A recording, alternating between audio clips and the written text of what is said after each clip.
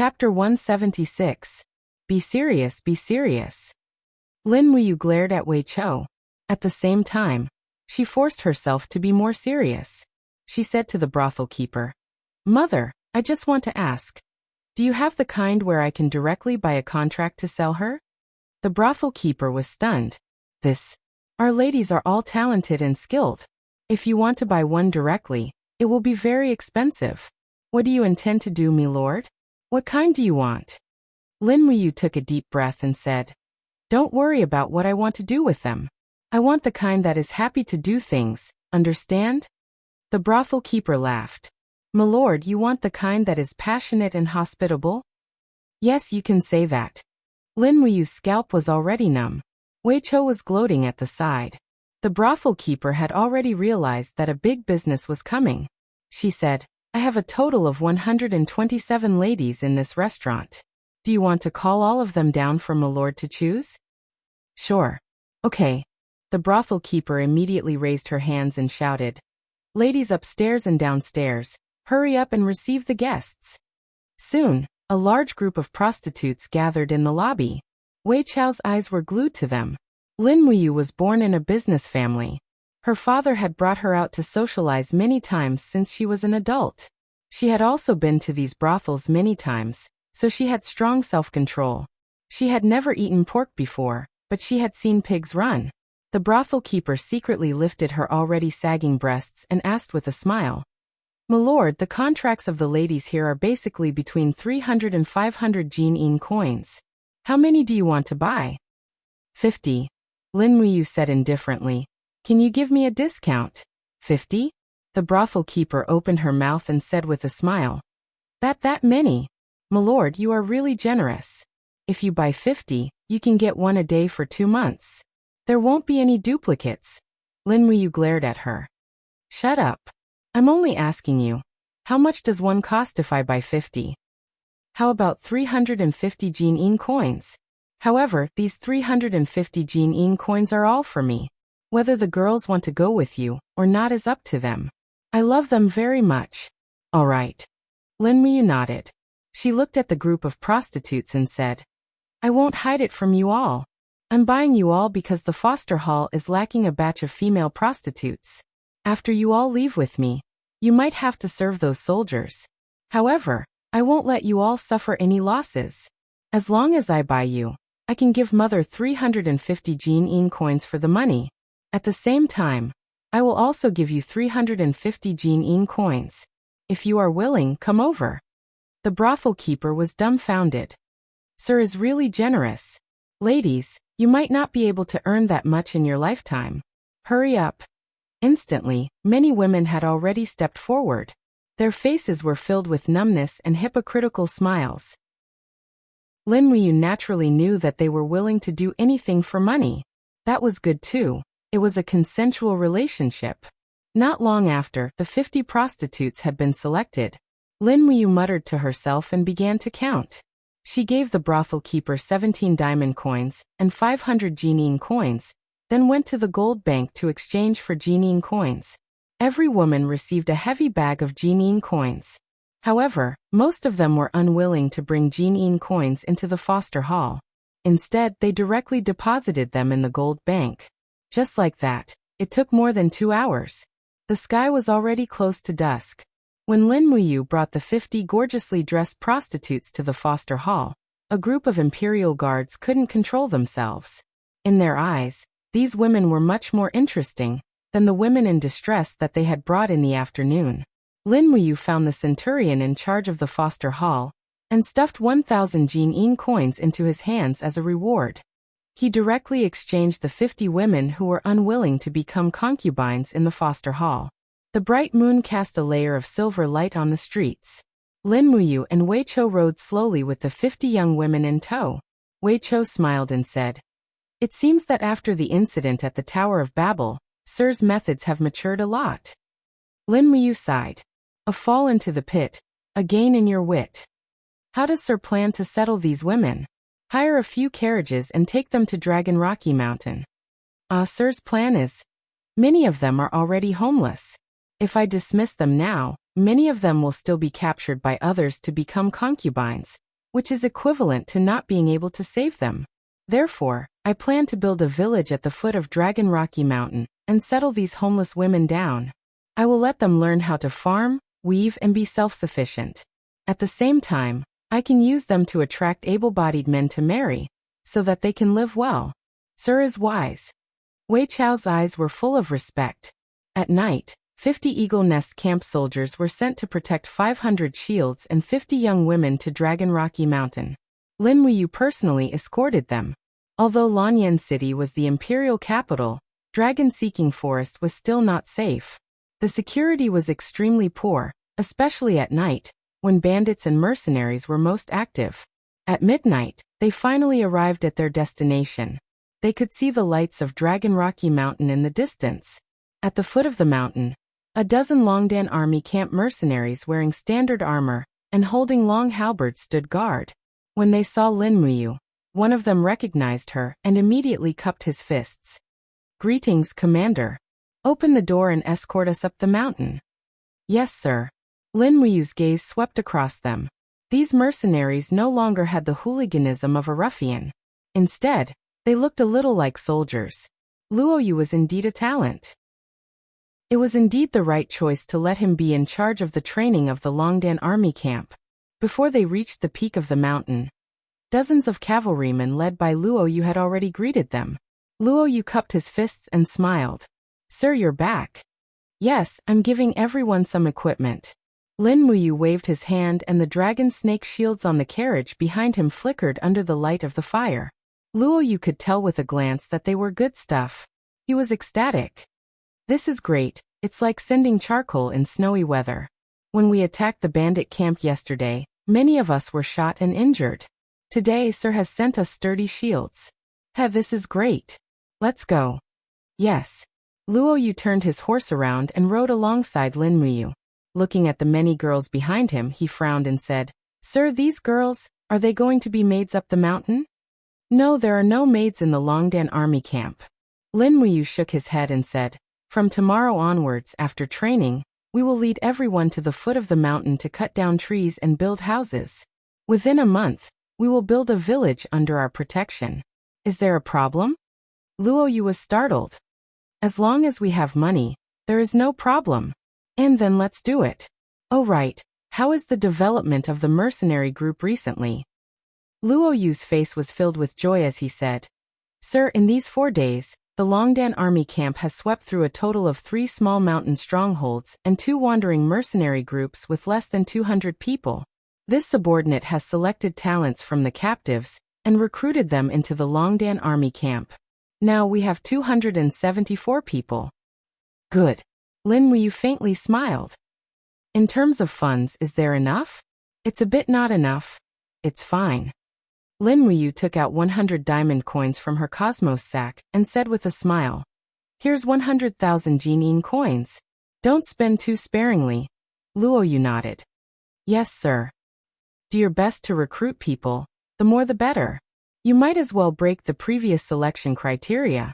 Some of the more courageous and upright people can be recruited into the Longdan army camp, even if they haven't reached the 2nd level of the human realm." Yes, this subordinate understands. That night, they rested in the Longdan army camp.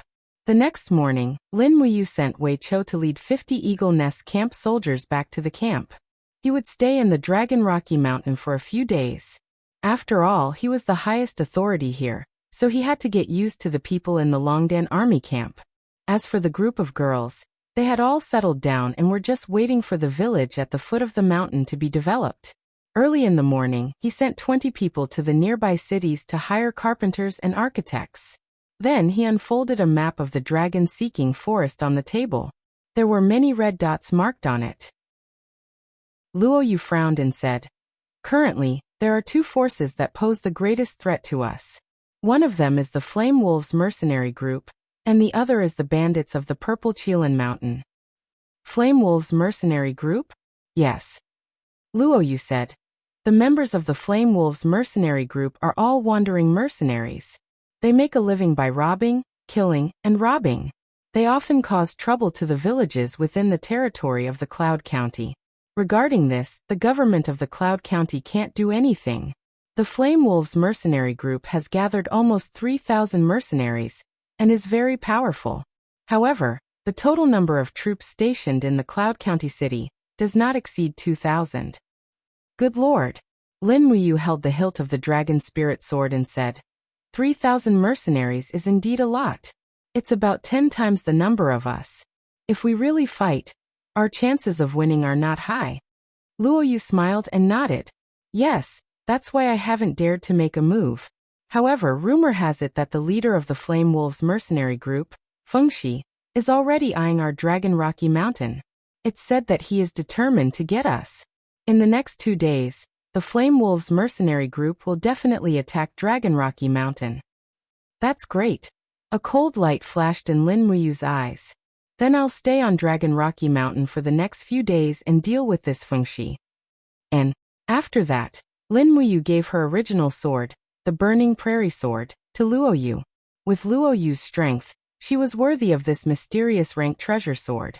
Of course, Lin Muyu's Dragon Spirit Sword was even sharper. Any weapon below the mysterious rank would not be able to clash head-on with the Dragon Spirit Sword. Otherwise, the sword would break and the person would die. This was the strength of a saint rank weapon. After nightfall, the cold wind blew. Lin Muyu sat peacefully in the leader's room, cultivating the Forging Dragon Bone Remnant Scroll and the Spirit Pulse technique. As his strength and soul continued to increase, his thirst for power grew. Without enough power, he would not be able to stand in this world, not to mention changing anything. Knock, knock, knock. A knocking sound came from the door. Luo Yu said, Sir, I just received a letter from Luo Yu. The Flame Wolves mercenary group's 1,500 men have already left their encampment and are heading straight for us. They will arrive at Dragon Rocky Mountain around midnight. Good. Lin Muyu sat up and said, Arrange for the ambush. Yes. Chapter 177. There were not many people on Dragon Rocky Mountain. If they were surrounded, they would be in a desperate situation. Therefore, if they took the initiative to attack, they might be able to win. If not, they would definitely lose. Lin Muyu could not be said to be well versed in the art of war, but at least she understood such a simple principle. The Flame Wolf mercenaries' camp was about a 3-hour infantry journey from Dragon Rocky Mountain. Based on her understanding, the Flame Wolf mercenaries' camp was not very rich. They did not have more than 300 war horses. Therefore, it was impossible for them to attack purely on cavalry. They could only advance with cavalry and infantry. Luo Yu pointed at the map and said, They have a lot of people, so they will definitely take the official road. So here, Broken Claw Gorge is a place they must pass through. Broken Claw Gorge is a dangerous place, so it's a very good place for an ambush. Lin Muyu held a cup of fragrant tea to warm herself and said with a smile, Then choose Broken Claw Gorge for an ambush. Bring more flags and bows. Try to defeat these 1,500 people with the least amount of casualties. Okay. Not long after, Dragon Rocky Mountain was brightly lit. Lin Muyu was a rich man in Lanyan City, so the Longdan army camp did not lack money. All of them were cavalry, and each of them carried bows, spears, and swords. They could attack from afar, on horseback, or on the ground. This was also the greatest characteristic of the Longdan army camp. Their individual combat abilities were very strong. Moreover, there were 2 Heaven State warriors, Lin Muyu and Luo Yu, leading them. This made them even more unstoppable. Only 70 people were left to guard the mountain. The other 200 people got on their horses and went down the mountain under Luo Yu's orders. The cold wind blew on her skin and it hurt like knives. Lin Muyu lifted the cloak of the temple battle robe to cover her face. She allowed the war horse to move forward with the team, but she had a different feeling in her heart. The people around her obeyed her orders, and this was the army she truly controlled. This was the first time she personally led an attack, and she could only win. In less than 2 hours, they arrived at Broken Claw Gorge. As the city's name suggested, Broken Claw Gorge was like a sharp claw protruding from the ground. The cliffs were very rugged and steep. Luo Yu and the others stopped and surrounded Lin Muyu, waiting for specific orders. After Lin Muyu carefully examined the surrounding terrain, she simply said, Luo Yu, lead 100 people and split into 2 groups to go up the mountain. prepare stones, bows, and flags on the cliffs. When all of their troops enter Broken Claw Gorge, start using bows, arrows, and rolling stones. Also, don't forget to wave the flags and cheer them on. Don't let them know how many people we have. The other 100 people, follow me and hide in the forest at the side. Once they lose their formation, we'll kill them. Yes, Commander. Everyone's eyes lit up. 200 people against 1,500 people. What kind of challenge was that? However, Lin Muyu was brimming with confidence. Her 200 men were well-trained and well-equipped, while the other party's 1,500 men were a group of wandering mercenaries. To put it bluntly, they were a motley crew, everyone hid in the ambush. The cold wind whistled in the air like the angry wailing of ghosts, covering all movements. The snorts of the warhorses had even disappeared with the wind. After waiting for a long time, suddenly, a white flag fluttered left and right on the cliff. Lin Muyu immediately gripped the dragon spirit sword tightly and shouted in a low voice, "Everyone, get on your horses. They're here. Listen to my command and prepare to attack." Yes. The 100 Longdan army camp mercenaries behind her got on their horses. Their faces were full of fighting spirit. Most of them were human realm and earth realm cultivators, so they were already very strong. Now that they were facing a group of wandering mercenaries, they were even more confident and eager to fight. Finally, the sound of horses galloping could be heard in the wind. In the distance, on the official road below the Broken Claw Gorge, a group of people appeared. This group of mercenaries were actually holding torches and lanterns as they moved forward. Lin Muyu couldn't help but snicker. These idiots, aren't they purposely exposing their position? They really are a motley crew. Who's their leader? Lin Muyu asked. Behind her, a mercenary said, "It's Luo Jian, who's at the first firmament of Earth Realm. He's the vice-captain of the Flame Wolves mercenaries. Every time they go out, he's the vanguard." "Alright, capture Luo Jian alive." "Yes." In the cold wind, the Flame Wolves mercenaries slowly entered the vicinity of Broken Claw Gorge. Just when the last group of them entered Broken Claw Gorge, war drums suddenly sounded. Arrows fell from the cliffs on both sides like rain, and huge rocks fell from the sky. It was like a disaster.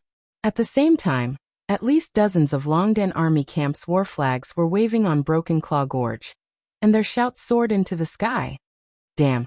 Lin Muyu grinned. Luo Yu was actually able to make such a big movement, which was very surprising to him. Many people from the Flame Wolves mercenaries quickly died, and their faces were full of anger. In the crowd, Vice-Captain Luo Jian held his sword, urged his horse and shouted, "The way back has been cut off. Those despicable people from Longdan army camp. Brothers, follow me and charge forward. Ignore their ambush. Let's go straight to the root of the problem and destroy their nest." More than 1,000 mercenaries rushed forward at the same time. But each and every one of them looked like they had thrown away their helmets and armor. Dang! Lin Muyu pulled out the dragon spirit sword and shouted, "Kill!" She took the lead and opened the wall of the gourd to protect herself and her horse. The other side immediately sent out a large group of soldiers with spears at least 3 meters long to intercept them. This group of wandering mercenaries had some ability, at least they knew how to deal with cavalry. However, Lin Muyu was not an ordinary cavalry. Nay. The warhorse neighed and leaped into the air. Lin Muyu brandished his long sword, and the dragon spirit sword sliced through iron like it was mud. Ka-ka-ka sounds could be heard as more than a dozen spears were broken. In the next moment, he had already charged into the crowd.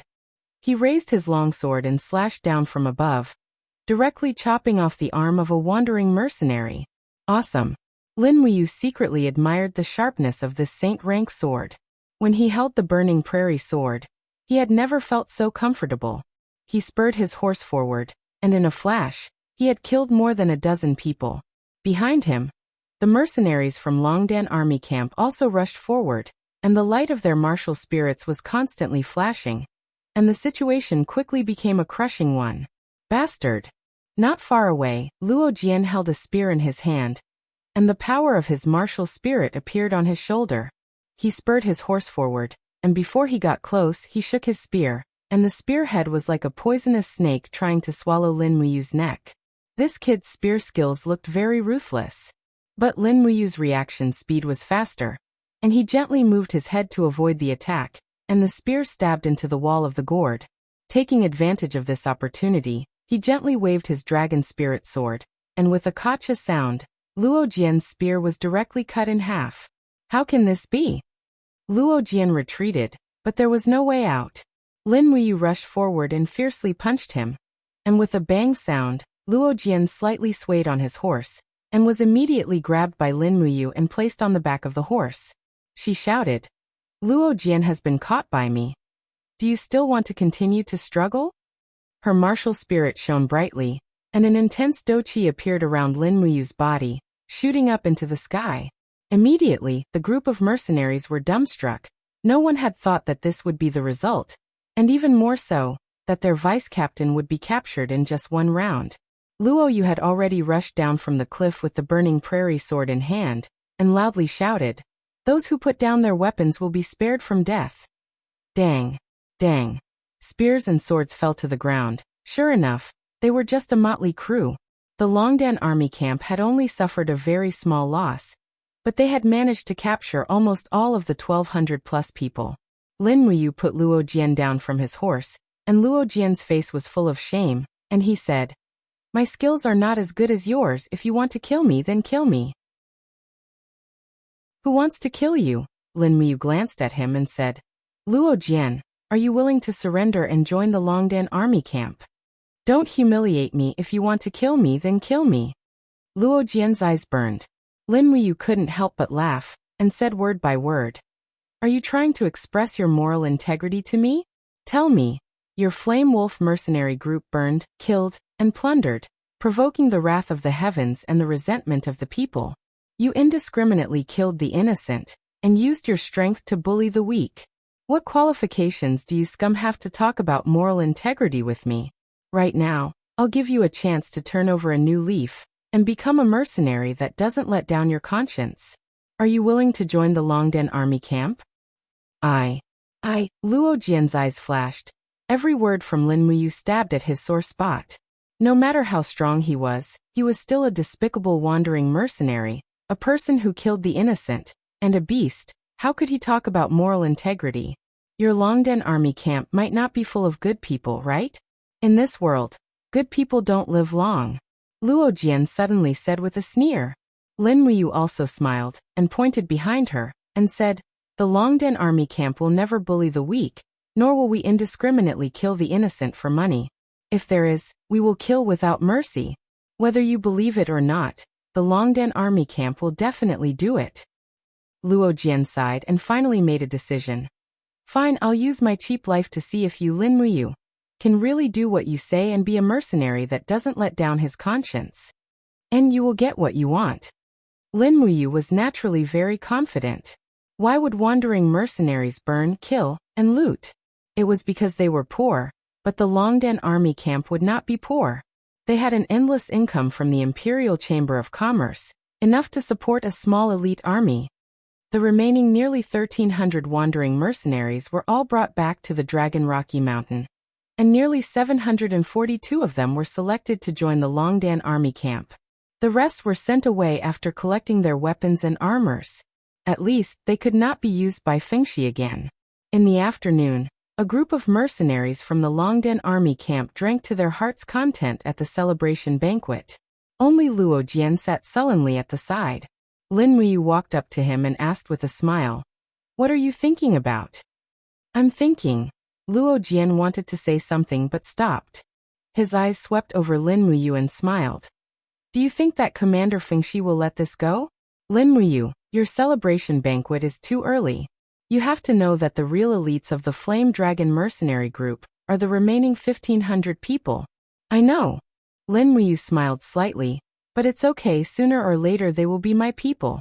Luo Yu, you will be responsible for the normal training of the Longdan army camp. I will go out for a few days." "Yes." Luo Yu cupped her fists. Luo Jian's eyes were a little dull, and he was silent. Chapter 178. Sian Mist Town was a peaceful town located in the northeast corner of Yunzhong Commandery. Sian Mist Town was famous for its wine made from 5 grains. Although the town was not large, it had more than 20 pubs, which attracted a lot of paladins and wandering mercenaries.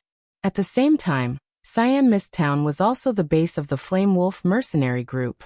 Early in the morning, a light drizzle fell from the sky, moistening everything in the small town. The continuous drizzle fell on the stone pavement and the soil, nurturing new life for the next spring. The pedestrians on the road looked hurried. A few burly men with heavy battle axes on their backs were asking about the price of ale in the tavern, but they just shook their heads. They didn't have enough money on them, so they wanted to find a cheaper tavern. In the drizzle, a young man in a yellow straw raincoat walked slowly. He raised his head and lifted his cloak, revealing a delicate and handsome face. He stopped in front of a tavern, and immediately attracted the attention of the lady boss of the tavern. She went up to him and said with a smile, "Young master, do you want to stay here or drink?" He smiled slightly. It was a very beautiful smile, but also a little immature, and said, "I want to ask, where is the headquarters of the Flame Wolf mercenary group?" The Flame Wolf mercenary group? The proprietress was stunned for a moment, then stopped smiling and said, "Young master, you want to join the Flame Wolf mercenary group, right?" "Yes, see. Lord Fengshi lives in the courtyard at the northernmost part of this street." "But young master, you don't look like a wandering mercenary, do you?" "Thank you." Lin Muyu cupped her hands in gratitude, pulled down her cloak, and continued to walk in the rain. At this moment, a carriage suddenly galloped in front of them. The coachman's face was full of ferocity. He raised his horsewhip from afar and shouted, "Get out of the way, bastard!" Whoosh! The horsewhip flew in an arc towards Lin Muyu's neck. However, Lin Muyu's speed was even faster. She had already raised her left hand and grabbed the end of the whip with a paw sound. With a sudden tug, the coachman was forcefully pulled down from the carriage. It was too dangerous for a coachman to dare to drive a horse so recklessly in a small town. Bang! The coachman fell to the ground and fell flat on his face. His face was covered in mud and water.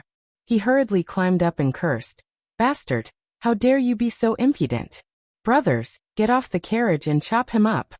Immediately, several strong men jumped out of the carriage, carrying broadaxes and long swords. Each one of them had a fierce expression on their faces, and one of them even summoned his martial spirit. It was a mad wolf martial spirit, roughly 7th or 8th grade. Raising his battle-axe, he chopped down on Tang Wulin's head, and angrily cursed, "Dare to block this elder's path, courting death." The battle-axe was coming at a rapid speed, but Lin Muyu didn't dodge. With a light shout, the indigo gourd walls were released, and with a pung sound, the big man was sent flying along with the battle-axe. On the other side, a mercenary suddenly thrust his long sword at Lin Muyu's chest, but he didn't think that Lin Muyu's movements would be faster. She dodged the attack, and with a sweep of her right hand, the hilt of her long sword heavily struck the mercenary's chest. Bang! The mercenary let out a muffled groan, and retreated a few steps, gasping for breath. Lin Muyu lifted a corner of her cloak, revealing a pair of frightening eyes, and indifferently said, "Don't provoke me, or else I can't guarantee that I won't be able to hold back next time." The few mercenaries were dumbstruck as they watched Lin Muyu's martial spirit gradually dissipate.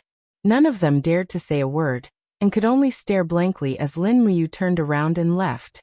At this time, at the corner of the street, a monkey-like man saw this scene, and hastily jumped onto his horse, and madly galloped towards the end of the street.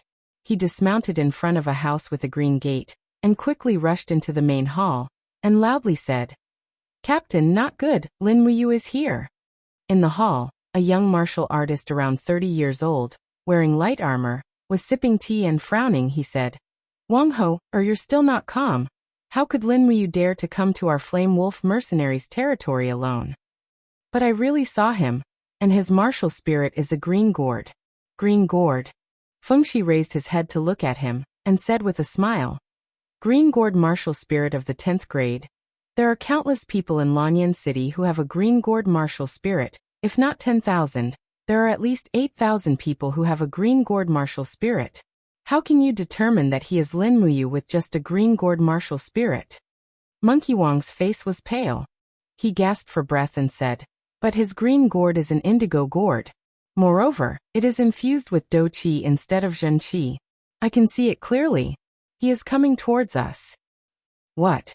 Feng Shi finally could not sit still any longer. He stood up and bellowed. Men, gather the troops immediately and get the archers ready. Also, place 300 executioners on both sides of the hall. I want to see what this Lin Muyu is trying to do by sending himself to our doorstep. Yes. The green door was covered with dried moss. Dong dong dong. Rhythmically knocked on the door, and a mercenary carefully stepped forward to open the door. The moment he opened the door, he took a few steps back. His face was full of vigilance.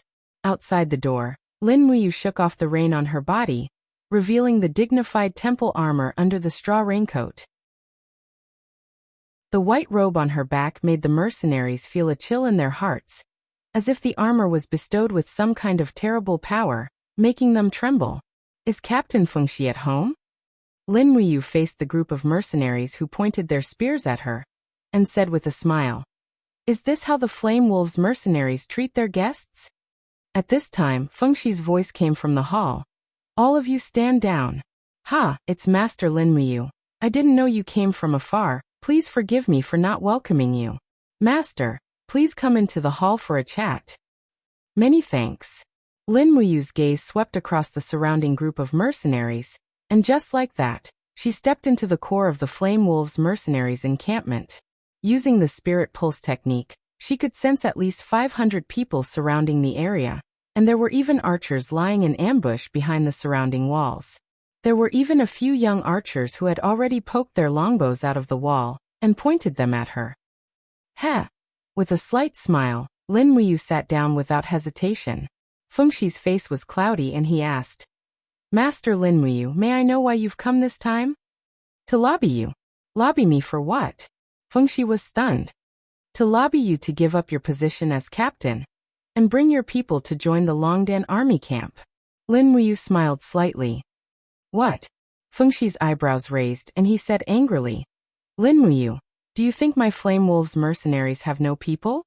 If you come here alone, do you believe that I won't turn you into minced meat in minutes?" I do. Lin Muyu smiled and cupped her hands, saying, "I ask Master Feng Shi to spare my life, and let me finish what I have to say first, then it won't be too late to turn me into minced meat." Feng Shi held back his anger and said, "Fine, tell me my Flame Wolves mercenaries still have at least 2,000 elites. Why should we be at your mercy? If you can't give me a reason that can convince me, then don't even think of walking out of here alive today." "Fine," Lin Muyu said lightly. "The empire is divided into 12 provinces, and Lanyan City is located in the North Ridge province, so the mercenary world in the North Ridge province is the most prosperous. The total number of mercenary bands in the North Ridge province is uncountable, but there are 8 big mercenary bands.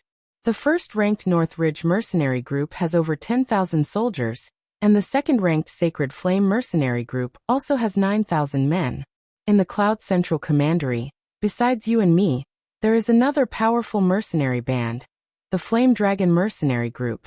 They have a total of 7,500 men, over 2,000 warhorses, and are well equipped. They have long been eyeing your Flame Wolves mercenary group. Don't you feel uneasy, Captain Feng Shi?" Feng Shi took a deep breath, and his expression was very ugly. Lin Muyu's few words seemed to have pierced his vitals, leaving him powerless to refute. "Humph.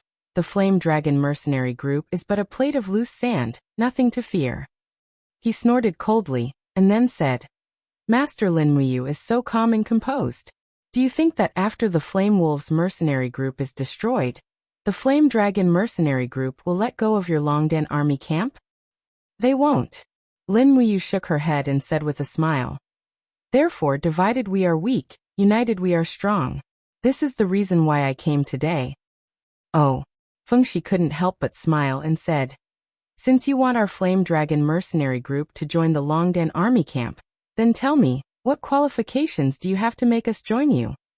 Lin Muyu put up 3 fingers and said with a faint smile, "First, the Longdan army camp's base, Dragon Rocky Mountain, is dangerous, easy to defend, and hard to attack. Second, the Longdan army camp has enough food and weapons, and we can buy another batch of warhorses, which will be enough to fight against the Flame Dragon mercenary group.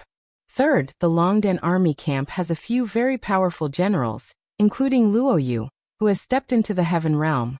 Master Fengxi, do you have these? This. Fengxi was actually speechless and said, even so, our Flame Wolves mercenary group has no reason to join you. No, you do. Lin Muyu smiled faintly. You don't have money, whether it is weapons or war horses, they are very scarce. Look at the weapons used by the people outside. Many of them have been seriously worn out. Do you want your brothers to take such equipment and risk their lives against the Flame Dragon mercenary group? Fengxi was speechless and said, Our Flame Wolves mercenary group has rarely plundered in the past half a year, and only recuperated in Cyan Mist Town. Otherwise, Lin Muyu smiled. Commander Fengxi, since you don't want to do things that go against your conscience, why don't you join the Longdan army camp? As long as you join the Longdan army camp, I promise to equip each of you with war horses, excellent weapons, and suitable armor. I will keep my word. Really? Fengxi was a little bit tempted, and when he said these words, he was a little bit regretful. He shook his head and laughed at himself. Poor people are short of ambition. Lin Muyu couldn't help laughing. The Longdan army camp never plunders people, nor does it indiscriminately kill the innocent. Isn't this enough for you to join us? As long as you join the Longdan army camp, I can make you the deputy commander. How about it? But if you must be the enemy of the Longdan army camp, then... Lin Muyu pointed at the military rank on her collar, and said with a threatening smile, that is to be the enemy of the whole empire. Even if you kill me here, my brothers Feng Jixing and Qin Lei will lead tens of thousands of people to flatten your Flame Wolves mercenary group. Alas, Fengxi finally couldn't bear this kind of psychological pressure.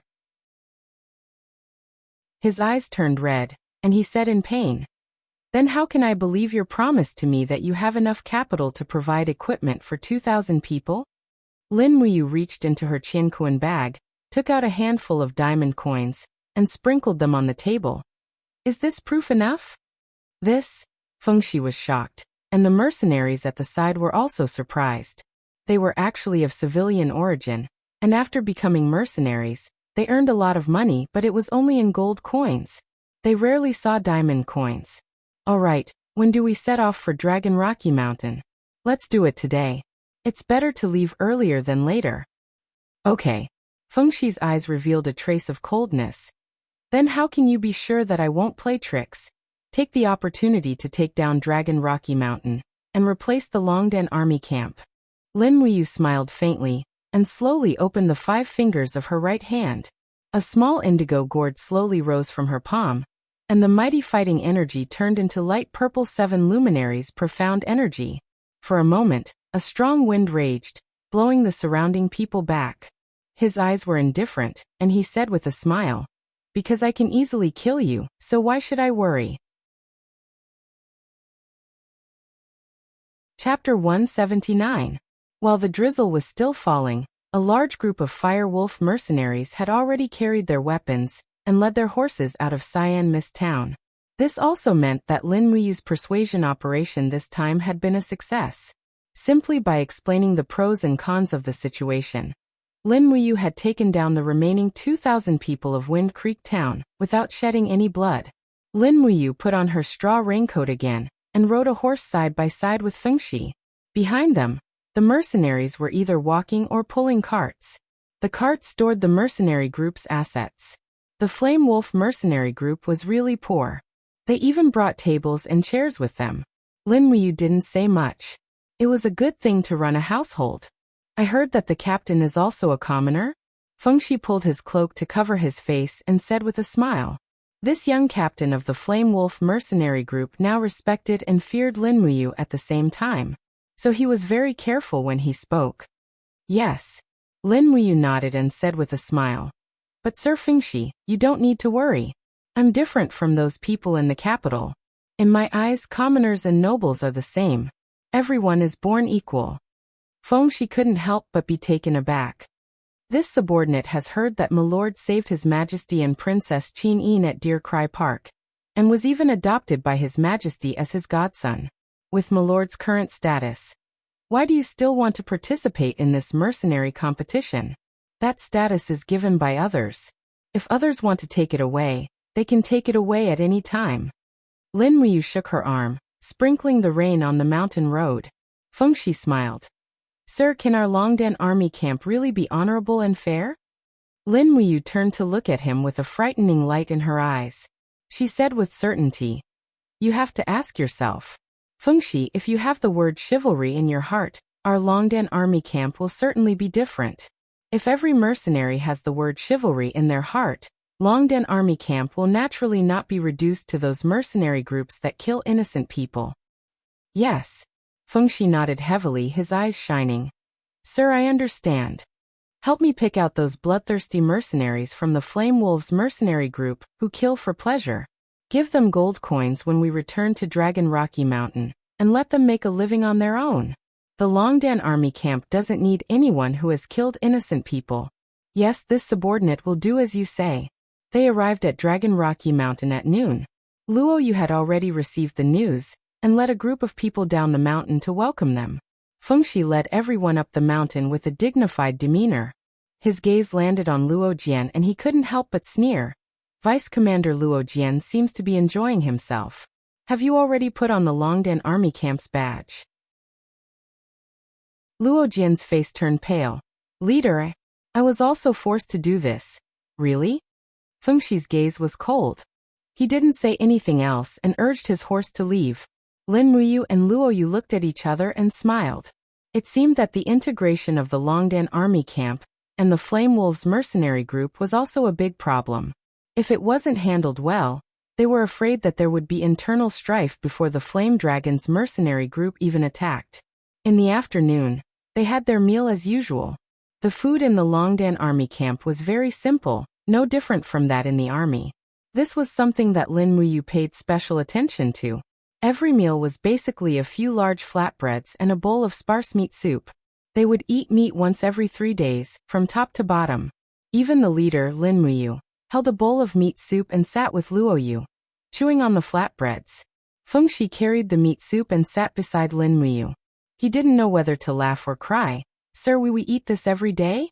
Didn't you say that the Longdan army camp doesn't lack money? Why is the food so bad? Lin Muyu also smiled. Fengxi, this is the standard of food for the royal army in Yanlan City. So, our Longdan army camp will also use this standard.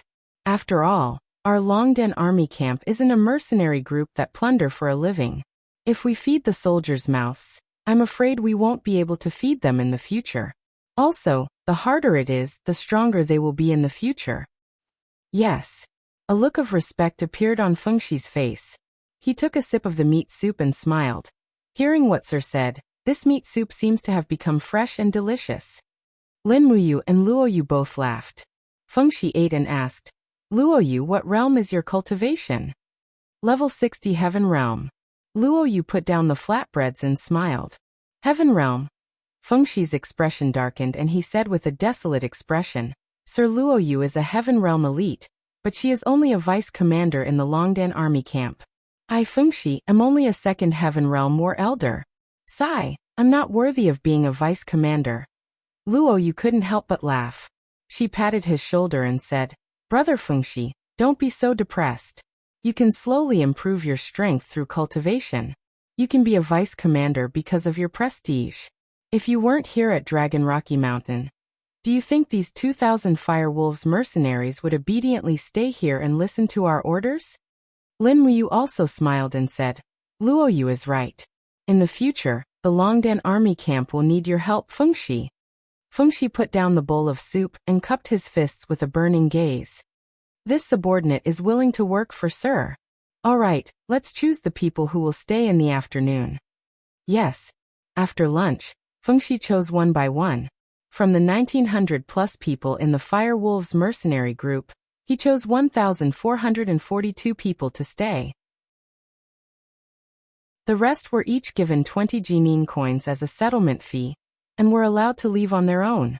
Most of these people had killed innocent people, and many of their hands were already stained with blood. Lin Muyu wasn't willing to let these people stay in the Longdan army camp. Once a person's murderous nature was cultivated, They would probably lose their humanity. On the other hand, Fengxi was under a great deal of pressure. Many of these people were mercenaries who had followed him for many years. Although they had killed people like flies, they were still brothers. Many of them cried when they left. Just like that, the 1,442 new blood and the original 742 people joined the Longdan army camp. After absorbing the 2,000-plus people in the Firewolves mercenary group, the Longdan army camp now had 2,458 people. This number could already be considered a very impressive force. As long as Luo Yu and Fengxi trained them over time, the combat strength of the Longdan army camp would definitely be renewed. In the afternoon, a huge signboard slowly rose up and was hung in the main hall that served as the headquarters of the army. This hall was originally remodeled from the main altar of the House of Chivalry. All the luxurious furnishings that were originally set up inside were all removed and replaced with a structure similar to that of the army's central military tent. There were many everlasting lamps and 10 guards. The signboard glowed with a dazzling luster under the sunlight, reflecting the 3 large words, Jiedu Hall. This was the name that Luo Yu came up with. Jiedu. It just happened to reflect the ancient military position of China, Jiedu. It represented a kind of authority to control the army. At the same time, the Jiedu Hall also had a meaning of control. Sir, this is the classification of the military ranks in the Longdan army camp that I have thought of. Luo Yu handed over a scroll. On it, it listed the military ranks that he had set up for the Longdan army camp. It was very detailed.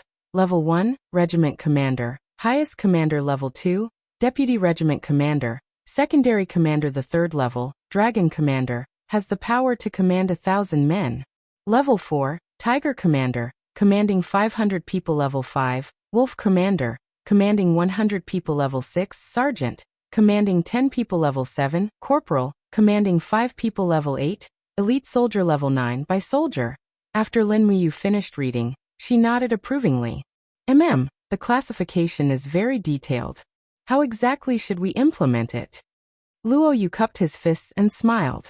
Using contributions to promote one's military rank, with clear rewards and punishments to boost morale. Currently, there are only 2 Dragon Commander positions. Let me and Sir Fengxi take up the positions. Once there are other generals with outstanding contributions, the 2 of us will just give up our positions. All the Tiger Commander and Wolf Commander positions will temporarily be vacant. Alright, let's do that. Lin Muyu nodded in agreement. Fengxi looked at Luo Yu respectfully and said, Sir, Luo Yu was born a commoner, but you seem to be so familiar with the army structure. You can even be called a good general. I wonder, where did you learn so much? Luo Yu blushed and said respectfully, Actually, I won't hide it from the 2 of you. Although I was born a commoner, it was only because my family had declined. Luo Yu's ancestor was ranked 2nd in Soaring Clouds Pavilion. Soaring Clouds Pavilion? Fengxi was shocked. Could it be that Sir Luo Yu's ancestor was Luo Tonghai, ranked 2nd in Soaring Clouds Pavilion's 26 meritorious subjects? Luo Yu nodded lightly and said, It's a pity that none of us descendants can become great people. We have brought shame to our ancestors' name. Speaking of which, it's really embarrassing. Lin Muyu smiled slightly. It's all right. There are many opportunities to make contributions in this life. Luo Yu's eyes were burning as he looked at Lin Muyu and said, Sir, Luo Yu would like to ask you a question. Go ahead. Sir, will our Longdan army camp continue to exist as mercenaries, or will we one day fight for the Qin Empire? Lin Muyu took a deep breath and said, If the world really needs us to stand up for ourselves, then the Longdan army camp will definitely rush to the battlefield. This is also the reason why I established the Longdan army camp. Don't worry, Luo Yu. As long as you are willing to work hard, you will definitely have the opportunity to make contributions to the Qin Empire. You can even become a famous general like your ancestor. Luo Yu's body trembled slightly. His eyes were filled with fanaticism as he cupped his fists excitedly and said, Subordinate Luo Yu swears to follow Sir until death. Lin Muyu nodded in satisfaction. At this moment, he finally understood the rules of this world and gradually learned how to manage people. What Luo Yu needed was a chance to make contributions. He wanted to become a famous general, while Fengxi needed a strong backing and someone to point him in the right direction. Now that Lin Muyu had provided them with what they needed the most, the two of them would naturally repay him with their lives. The discussion continued until late at night, when Luo Yu reminded him, "My lord, we're about to purchase 2,000 horses from the western regions. This subordinate has already arranged for the horses to be delivered to Dragon Rocky Mountain in about 7 days. Each horse costs 80 Jin coins, so that's a total of 160,000 Jin coins. Including the saddles, horseshoes, fodder, etc. I'm afraid that we won't be able to afford them without 200,000 Jin coins." Understood. Lin Muyu opened his cosmos sack and took out another 300 diamond coins. He handed them all to Luo Yu. His heart ached. There were only 60 diamond coins left in the sack. He felt extremely poor. Raising a powerful mobile army was indeed not something an ordinary person could afford. However, Lin Muyu thought of the 100 bottles of Dream of Extreme Peaks that were auctioned in the Imperial Chamber of Commerce. They had not received the money yet, so it should be enough. Chapter 180. The next day, the warm sunlight shone on Lanyan City, making the white bricks of the city look even whiter. Lin Muyu led the horse and entered the imperial merchant firm with a weary face. "Big brother Yu." Jin Xiaotong's voice seemed to have a certain appeal. Although Lin Muyu knew that this was her business strategy, he had unconsciously treated Jin Xiaotong as a younger sister. He shook his head and laughed at himself. He was 2F** king immersed in his role. Here, the average transaction price of 100 bottles of Dream of the Zenith last time was 7,700 Jin coins. So we got a total of 770,000 Jin coins. After deducting the 10% handling fee, we need to pay you a total of 700,000 Jin coins. Big brother Yu, do the math. There are a total of 700 diamond coins here, all prepared for you. Looking at the large pile of diamond coins glistening under the light, Lin Muyu secretly praised. The imperial merchant firm was indeed not short of money. This was the economic center of Lanyan City. From high-end weapons and medicine to rice and cloth that were close to the people's livelihood, the imperial merchant firm alone supported almost half of Lanyan City's economy. It was no wonder that Jin Xiaotong's status in Lanyan City was so outstanding that she felt like she could summon wind and rain. However, this beautiful girl knew how to hide her strength and bide her time. She did not offend anyone, and only focused on business operations. Stuffing piles of diamond coins into the Qiankuan bag, Lin Muyu's heart was filled with happiness. Jin Xiaotong tilted her head and watched him collect the money. Suddenly, her eyes fell on the dragon spirit sword on his back. She couldn't help but be stunned. She opened her small mouth and said, "Big brother Yu, you recast a weapon?" "Yes. What's the name of this sword?" "The dragon spirit sword. It was forged from that stubborn stone of yours and fused with the 10,000-year dragon snake soul. It looks so powerful." Jin Xiaotong was in high spirits and said with a smile, "That, big brother Yu, can you let Xiaotong see the sharpness of this dragon spirit sword? I can feel that this sword must be very sharp, right?" "Well, how do you want to see it?" Lin Muyu asked with a smile. Jin Xiaotong thought for a moment, then smiled and said, "Our Imperial Chamber of Commerce's shield shop has recently received a batch of shields with excellent defense. How about this? I'll have someone send over a shield, and you can try it out?" "All right." Jin Xiaotong immediately opened the door and said to the people outside, "Uncle Wang, have the owner of the shield shop deliver the fire armor shield that he is most proud of." "Humph, yesterday I heard him brag that this shield is the hardest thing in the world. No weapon can harm it, and even the Emperor's Desolation sword can't cut it." "All right, first young miss, please wait a moment." Not long after, a burly man walked in with a giant shield that had flames lingering around it. This burly man was the owner of the shield shop. He only wore a thin shirt in the middle of winter, and his chest hair was exposed. He looked very domineering, and could be said to be the overlord of the shop owners. He casually walked into the back hall, and placed the shield on the ground with a dang sound. He smiled and said, "Miss Tang, what's wrong? What kind of weapon did you find to break my fire armor shield?" Haha, don't say I didn't warn you. If you can't cut it, I won't be responsible if your weapon breaks. Jin Xiaoting smiled slightly and said, Uncle Zhou, what's the point of just testing the shield? Why don't we make a bet? Bet. All right, Miss Xiaoting. What do you want to bet? Jin Xiaoting blinked and said, how about this? If I can cut the fire armor shield, I'll increase my share of the profits from the sale of your shields from 10% to 20%. The owner's eyes were immediately filled with passion. What if I can't cut it? Jin Xiaoting covered her mouth and laughed. If you can't cut it, I won't take a single copper coin from your shop's rent in the future. How about it? The owner was very happy and said with the shield in his hand, all right, it's a deal. At the side, Lin Muyu said, can I add a bargaining chip? What bargaining chip? If I can cut this fire armor shield, shopkeeper Zhou will give me 200 superior grade shields. How about it? Shopkeeper Zhou raised his thick eyebrows. As you say, I have confidence in my shields. All right, please hold the shield well. Be careful, don't hurt yourself.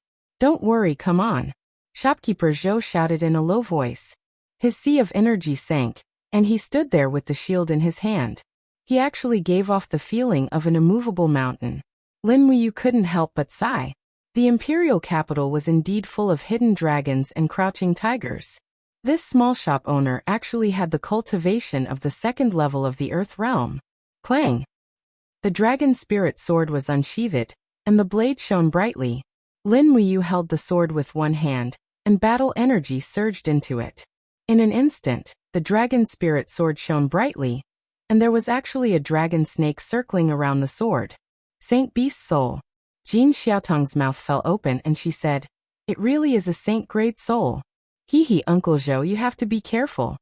Lin Muyu leaped forward, and her body spun in the air. She swung the sword with one hand, and the dragon spirit sword drew a beautiful arc in the air. With overwhelming battle energy, it directly landed on the fire armor shield. Gotcha! The sound was very clear. The sword swept past, and in the next moment, Lin Muyu had already sheathed the sword. Clang! It was as if the dragon spirit sword had never been unsheathed. In the time it took for a spark to fly off a flint, shopkeeper Zhou stood there in a daze. He was almost scared out of his wits by Lin Muyu's sudden increase in power. That was a heavenly realm expert.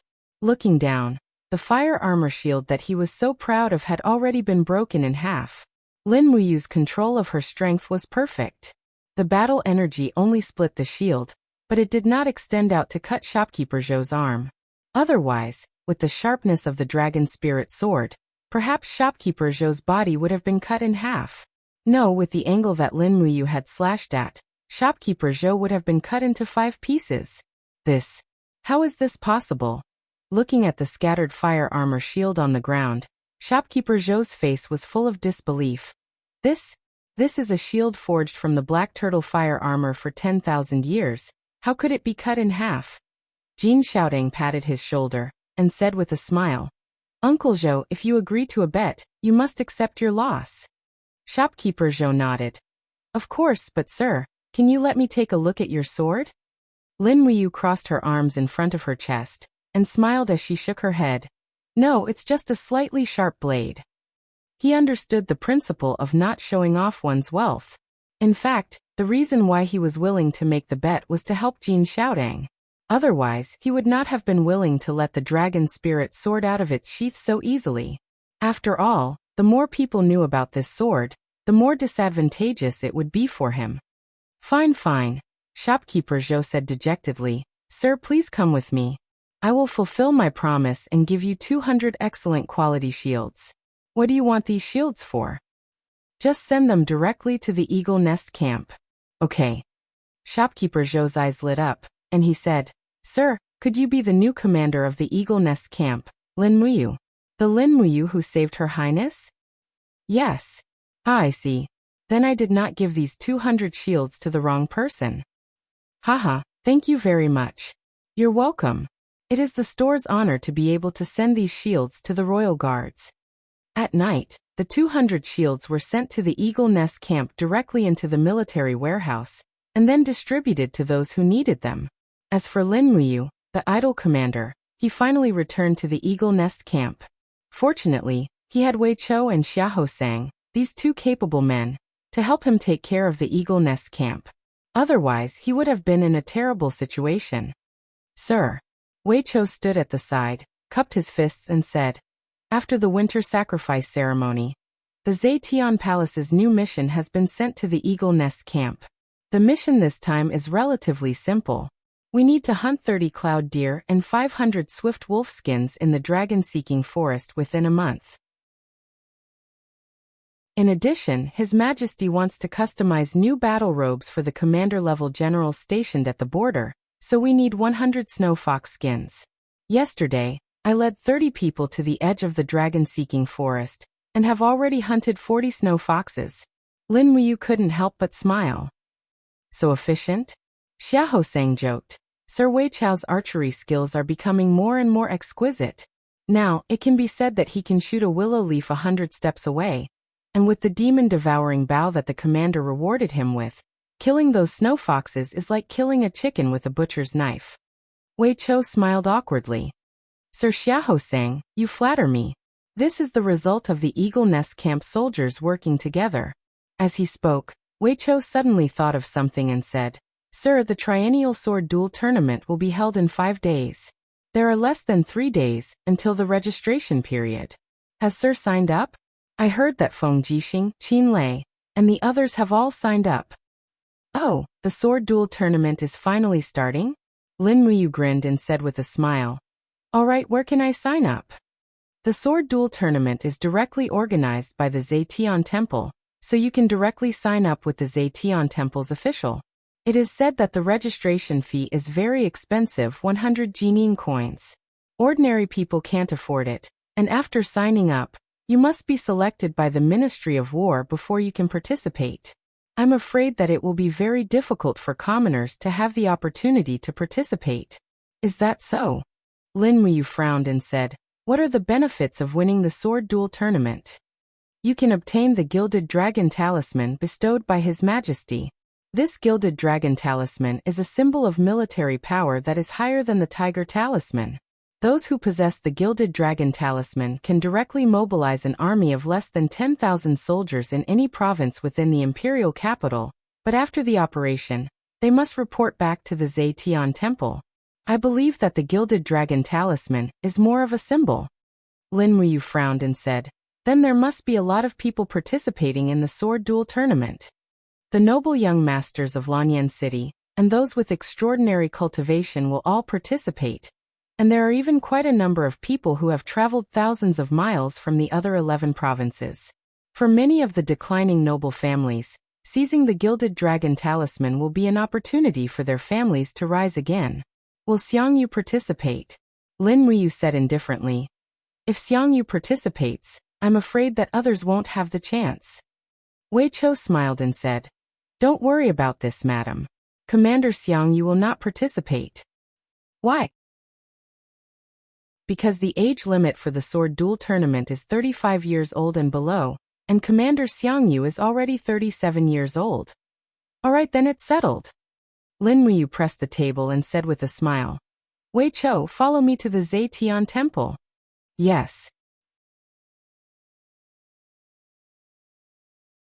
Chapter 181. In the Zetian Hall, the palace administrator, Ko Sun, wore a high crown on his head and his hands hung low in front of his chest. He looked at the group of eagle guards outside with an extremely respectful expression and said with a smile, May I ask which lord wishes to participate in the sword duel assembly? Me. Lin Wuyu stepped forward, but Wei Chou and the others didn't participate. If they couldn't get first place, it would be a waste of the 100 Jining coins. Ko Sun smiled faintly and said, So it's the Lord Commander who wishes to participate. All right then, please write your name on the register, then put your fingerprint on it and pay the money. Many thanks. Lin Wuyu walked forward and took the quill from a guard. She wrote her name on the register and put her fingerprint on it. At the same time, she glanced over and saw that there were 2 other applicants in front of her. One was Yuan Lian, and the other was Tan Zhong. They seemed to be the names of the children of officials.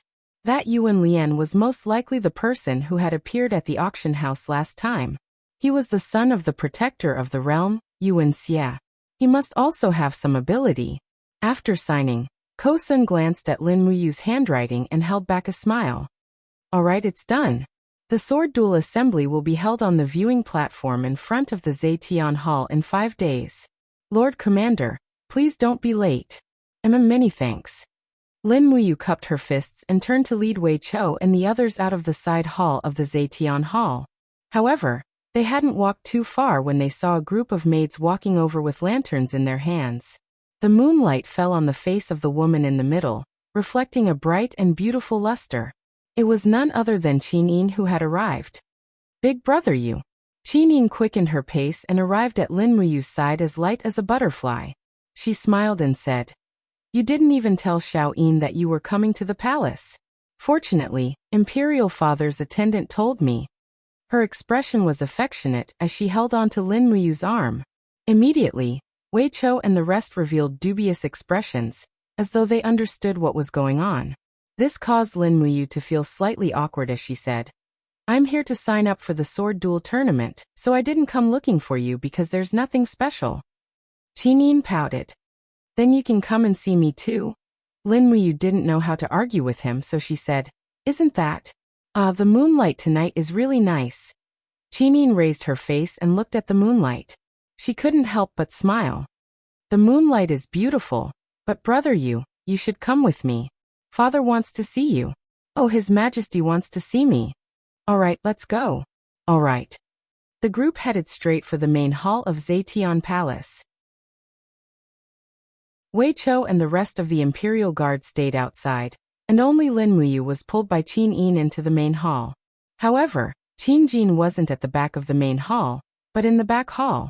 When Lin Muyu walked over, she was given a fright.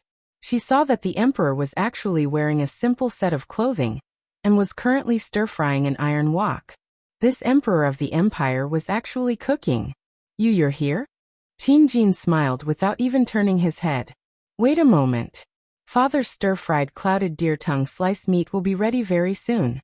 You didn't even tell me that you were coming back. Fortunately, an attendant told me, so I had Xiao call you over. Today, our family will have a good reunion dinner together. In the future, you remember to come back for dinner every festival. Otherwise, there will only be me and Xiao at this large table. You also know that Xiao has always loved crowds since she was young." Lin Muyu's heart warmed. She cupped her fists and said, I understand, Father. Sit down and wait for a moment." "Oh right, Xiao, go warm up the wine. The weather is getting cold, and drinking ice-cold wine will hurt your stomach." "Yes, Father." The way the Empire warmed wine was very simple. Qin placed the wine pot in a golden cauldron, and poured some hot water into the cauldron. Just like that, she warmed the wine. Lin Muyu didn't sit down. She turned around and walked out of the main hall. She said to Wei Chou and the rest, "I'm going to eat at Zetian Palace today. You guys go back to the Eagle Nest camp for dinner. If you're late, the spiritual fire department will close." Wei Chou smiled. "There's no need. We'll just wait here for Milord. At least we can look after each other." That's fine." Lin Muyu nodded. She understood what Wei Chou was thinking.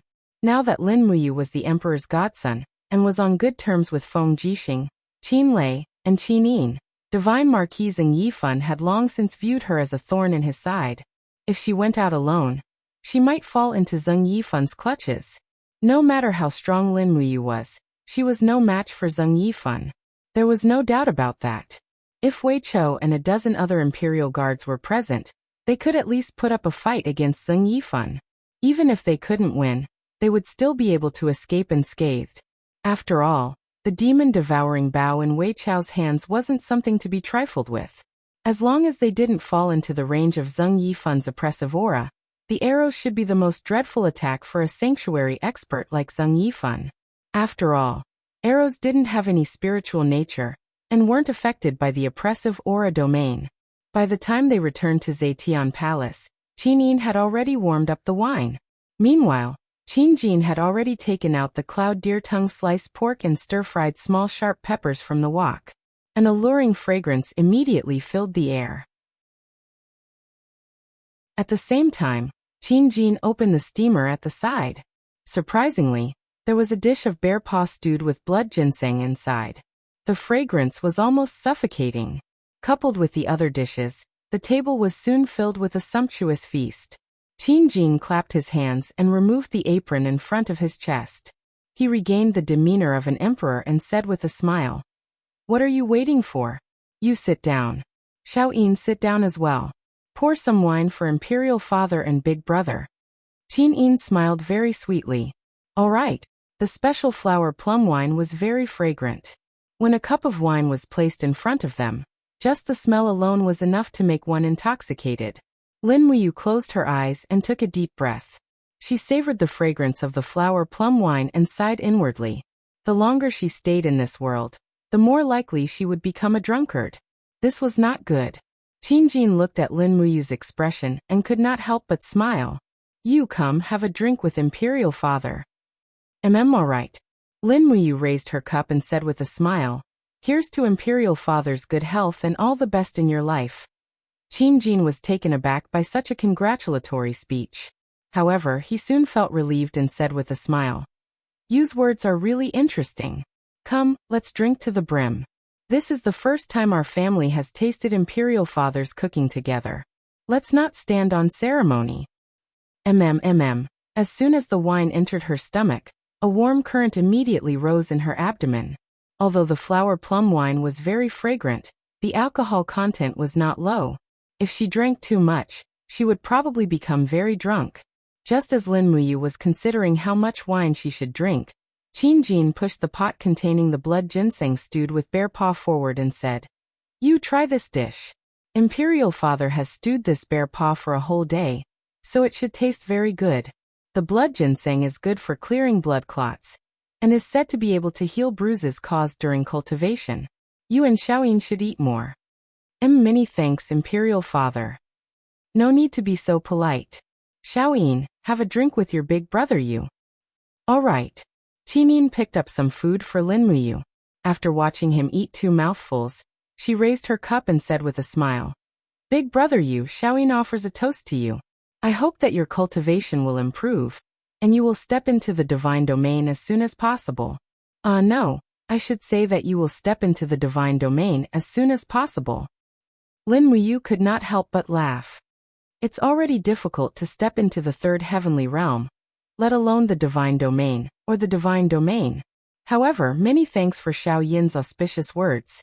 He tilted his head back and drank the cup of wine. He could not help but complain. The wine cups in Zetian Palace were really not small. They were like large bowls. Just 2 cups of wine had already made him feel a little dizzy. He ate more food. Qin Jin's culinary skills were indeed top-notch. Even the chefs in places like Tingyu Restaurant were not necessarily better than him.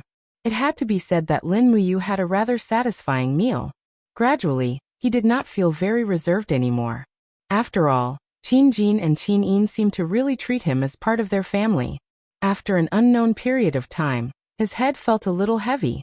When he was about 60 to 70% drunk, his stomach was also full. Lin Muyu tried his best to maintain a respectful and humble attitude. He did not want to show his original arrogance in front of Qin Jin. After all, Qin Jin was a supreme existence in this world. It was already rare for him to treat him like this. If he were to overstep his boundaries, it would be unreasonable. If someone respected him, he would respect them tenfold. This was the way Lin Muyu did things. You're also participating in the sword contest meet? Qin Jin asked with a smile. That's right. Lin Muyu took advantage of the fact that he was tipsy. He placed one hand on the table and said with a smile, "When I first met Xiaoyin, she advised me to participate in the sword contest meet. Now that I'm a royal guard, there's nothing wrong with me participating in the sword contest meet. Besides, the top few in the sword contest meet should all be rewarded, right?" Qin Jin laughed. "That's only natural. The sword contest meet is held once every 3 years. It's the main channel through which the empire selects its generals. Those who get into the top 8 of the sword contest meet will at least be promoted to the rank of a Chiliarch or above. The top 3 will have limitless prospects, and the person who gets first place will receive the Gilded Dragon Talisman." As he spoke, Qin Jin stood up, and took out an exquisite treasure chest from the gilded cabinet behind him. He opened the chest and immediately found a golden dragon-shaped talisman. He smiled and said, "This is the gilded dragon talisman. With this talisman, one can command any army in the empire that has less than 10,000 people. You must get first place, mm? Lin Muyu was a little puzzled and said, "Big brother Feng Jixing and Qin Lei are also participating in the sword contest meet. Moreover, there are other experts. I'm afraid it won't be that easy for me to get first place." "Imperial father, you want me to get first place?" Qin Jin smiled slightly. "Don't ask so many questions. Just get first place. In short, don't let Jin Feng, Yuan Lian Lingfeng, and the others get the gilded dragon talisman. If you or Feng Jixing or Qin Lei get the gilded dragon talisman, then those 10,000 troops will be under Imperial Father's control. Otherwise," Lin Muyu seemed to understand something. She narrowed her eyes and said, "If there's someone who can wield this gilded dragon talisman, then Imperial Father can have an army of 10,000 soldiers, right?" "Smart." Qin Jin smiled cheerfully. It's late. Go back and rest early." Thank you, Imperial Father. There's still a lot of food here. Shall I bring some back for you?" Thinking about how Wei Chou and the others were still hungry outside, Lin Muyu nodded.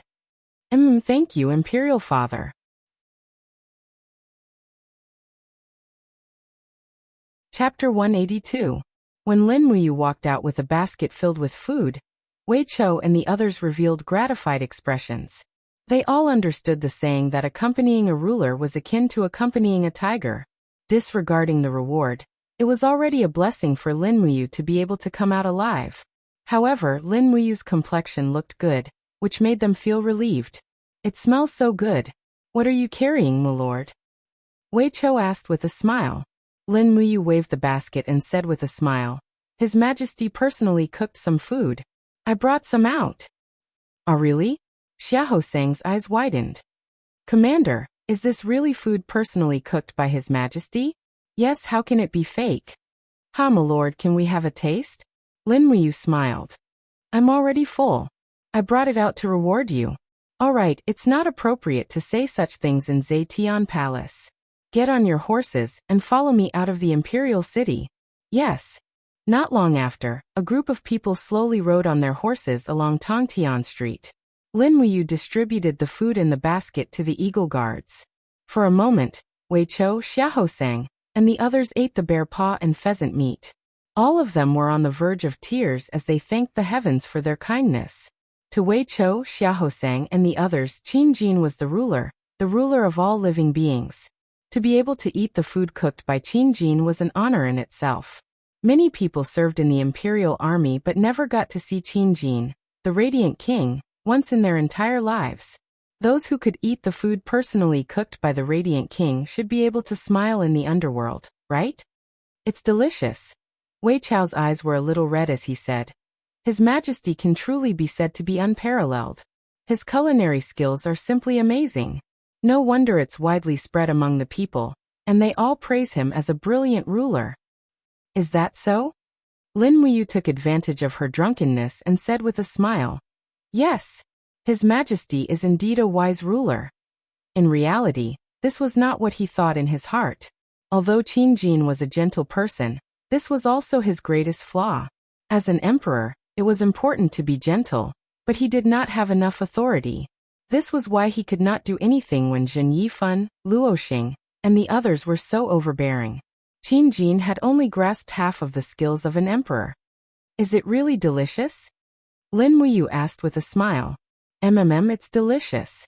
Wei Chou and Xiahou Sang said in unison. Then, they quickly wiped the tears from the corners of their eyes. Lin Muyu could not understand why these people were crying. However, when she recalled what Qin Jin had said to her at the end, she could not help but feel a chill in her heart. Did Qin Jin really see her as his adopted son? That might not be the case. He knew that with his abilities, the chances of him obtaining first place in the sword duel tournament were extremely high. Perhaps the reason why he was so nice to him was to make use of him? Making use of him? He sighed. His heart was filled with helplessness. "My lord, What are you talking about? Wei Chou asked, puzzled.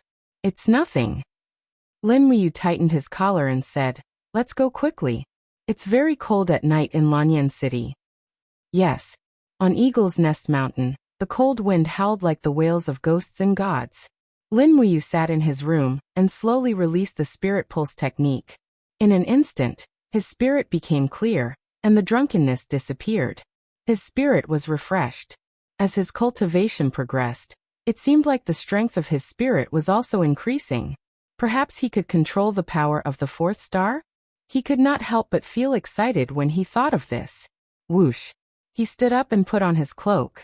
Lin Wuyu raised his right palm and quickly increased his battle energy. The power of the fourth star swirled in the depths of his energy reserve. Suddenly, the scene became extremely demonic. Waves of demonic power appeared around him, gradually distorting the power of space. Everything around him became faint. This was also the unique feature of the fourth star's attack. It could distort space and cause damage to all targets within a certain range. For Luminary's demon and god's cry. The power suddenly exploded.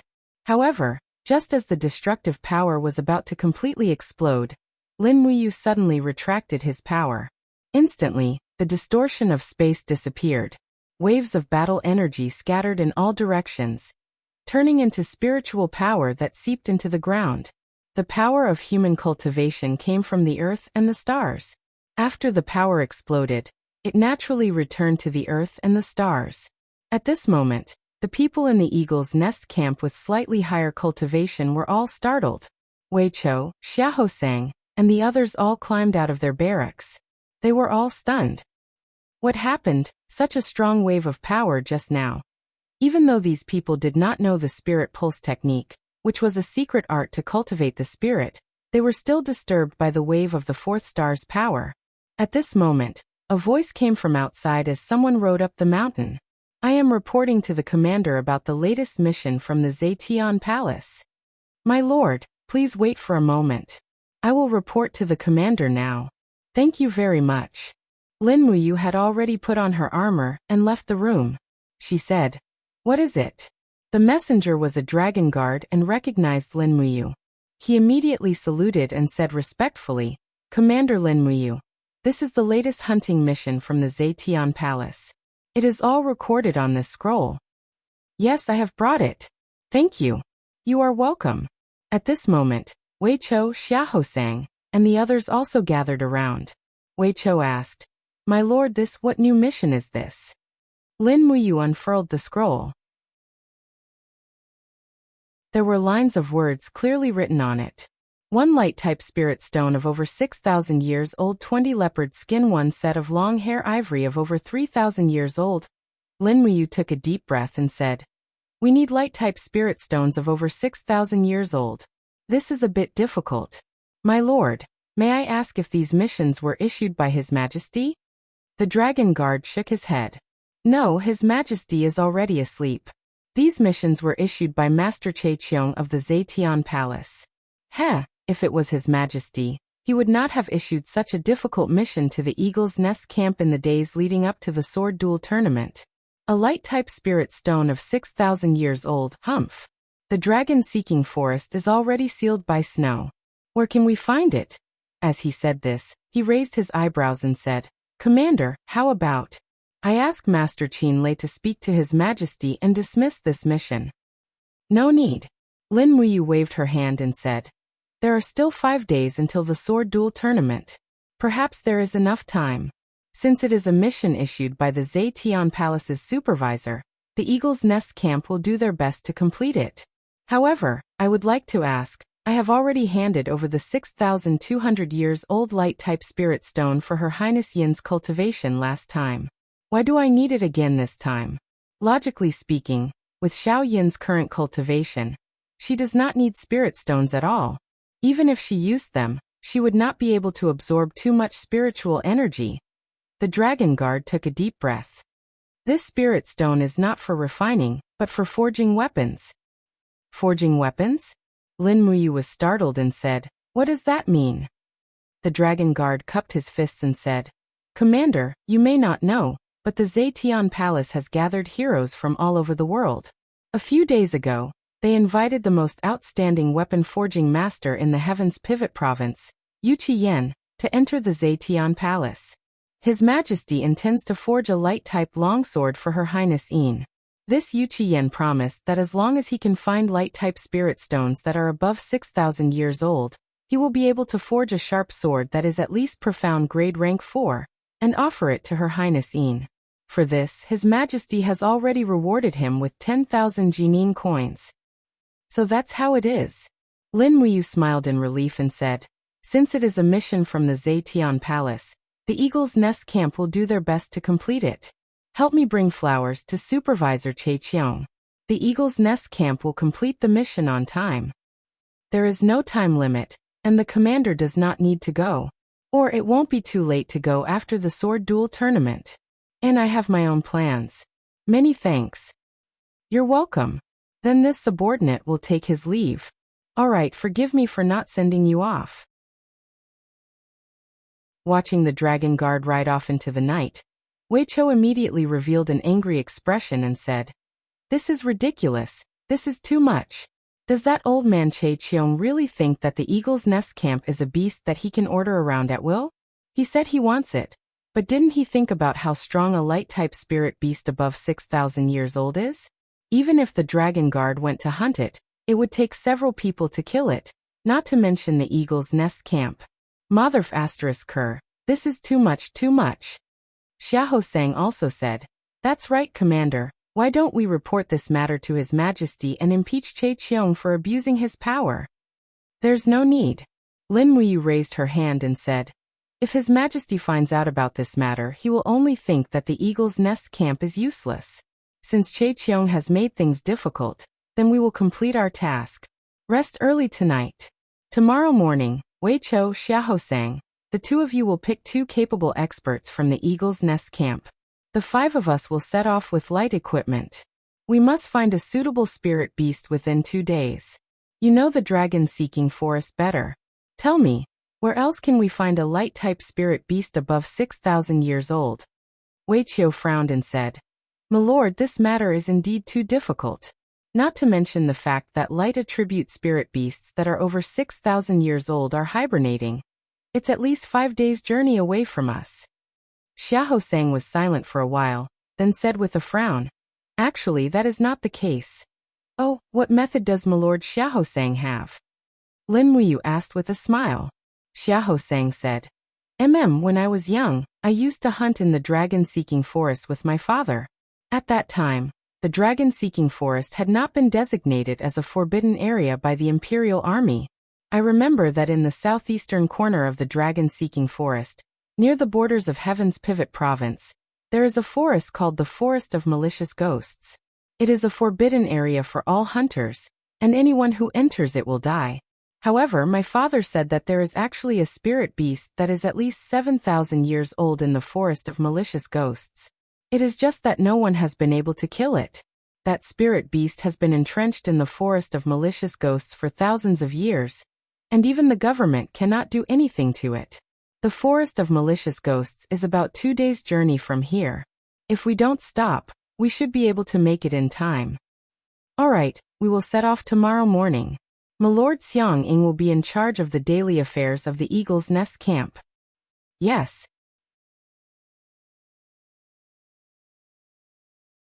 Chapter 183.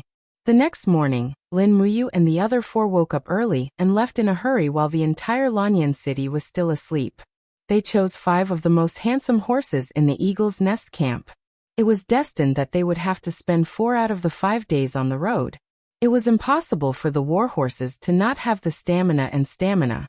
They entered the dragon-seeking forest at noon and headed southeast.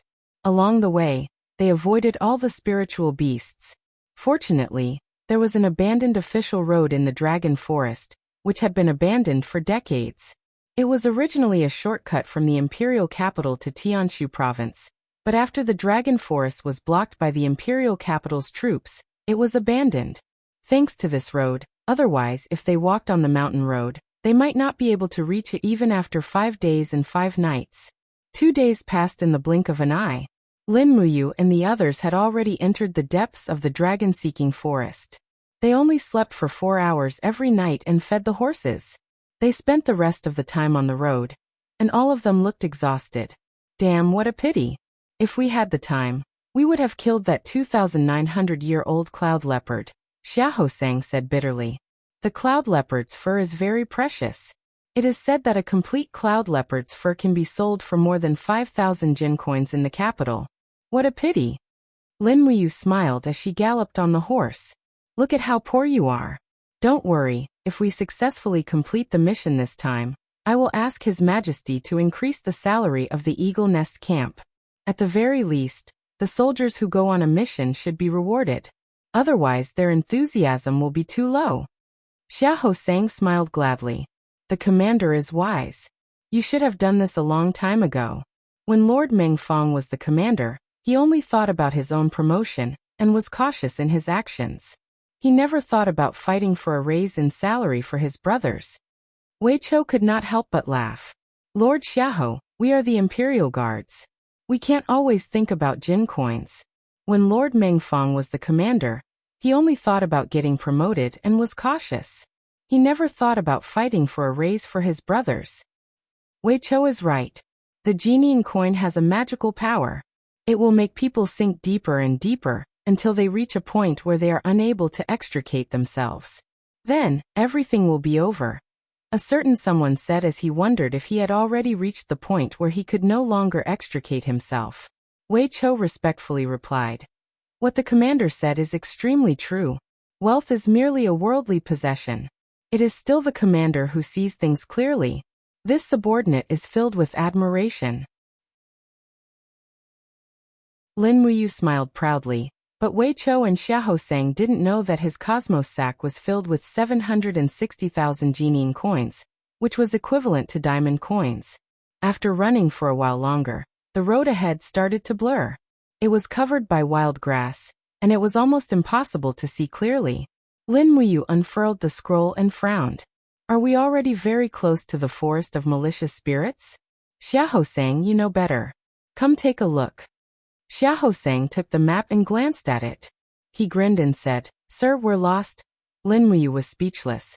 A million curses ran through her mind, but she maintained a smile on her face. Then please lead the way, Sir Xiahou. If we can't find the forest of malicious spirits tonight, I promise I won't beat you to death. Xia Hosang shuddered. Don't worry, sir. I will definitely find the forest of malicious spirits with my childhood memories. Very soon, they left the main road under Xia Hosang's lead. The group rode through the thistles and thorns in the dense forest. This place was indeed deserted. No one had come here for at least a decade. The sun was about to set, and it was going to be night soon. If they couldn't find a dry and safe place to set up camp, they would probably be surrounded and attacked by many swift wolves. The swift wolves were the most frequent spiritual beasts in the dragon-seeking forest. They were also the most cohesive spiritual beasts. Furthermore, the deeper into the forest, the stronger the swift wolves. Currently, the spiritual beasts that Lin Muyu and the rest were at were all between 300 to 500 years old. The pack of swift wolves here was enough to fight against a 5,000 years old spiritual beast. They might even be able to kill a 5,000 years old spiritual beast. This was the balance of nature. Wei Chou took out a torch from the back of his horse. He dipped it in black beech oil and lit it up, illuminating the path ahead. Another royal guard opened up the path in front. This was a fierce general who wielded a long blade. He swung his long blade that weighed 50 kilograms in an airtight manner, cutting through the branches and vines. He roared angrily as he opened up the path. Lin Muyu followed closely behind. She slowly extended her spirit pulse technique. Suddenly, she narrowed her eyes and said, "Be careful ahead." "What's wrong, sir?" "There aren't any spirit beasts," Wei Chou said in surprise. "No, there are. They're just hidden underground. Be careful." "Yes." Xia Hosang also lit a torch and urged his horse forward. Suddenly, a hissing sound came from beneath the ground. The next moment, with a snap, a blood-red vine with thorns broke out of the ground and quickly wrapped around Xia Hosang and his horse. The thorns quickly pierced into his armor. Fortunately, Xia Hosang's true qi was in his armor, and he was not injured. He suddenly pulled out his saber and chopped the vine into pieces. He angrily shouted, "What the hell is this? Be careful." Lin Wuyu said indifferently. Pfft. Another blood-red vine drilled out of the ground and stabbed at Wei Chou like a spear. This attack was not weak. Lin Wuyu flipped off the horse and galloped forward. She raised one hand, and the wall of the gourd blocked in front of Wei Chou. With a dang, the vine was shattered into pieces. At the same time, she extended her spirit pulse technique to the surroundings to capture the location of the spirit power. With a low shout, the green gourd martial spirit appeared, and the gourd vines drilled into the ground. A whoa! Finally, the sneak attacker dug through the soil and came out of the ground. It was a wolf-type wild beast with red leaves all over its body. It looked very demonic as it wagged its tail. That tail didn't look like a normal wolf's tail.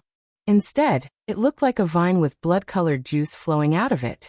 This was a spirit beast with both plant and wild beast characteristics. Wei Chou squinted and said, "It's a bloodthorn vine wolf, a 4,700-year-old bloodthorn vine wolf. Hee, it actually came to us. It's really courting death." Lin Wuyu said, "I will attract its attention. Wei Chou, you kill it." "Yes, master."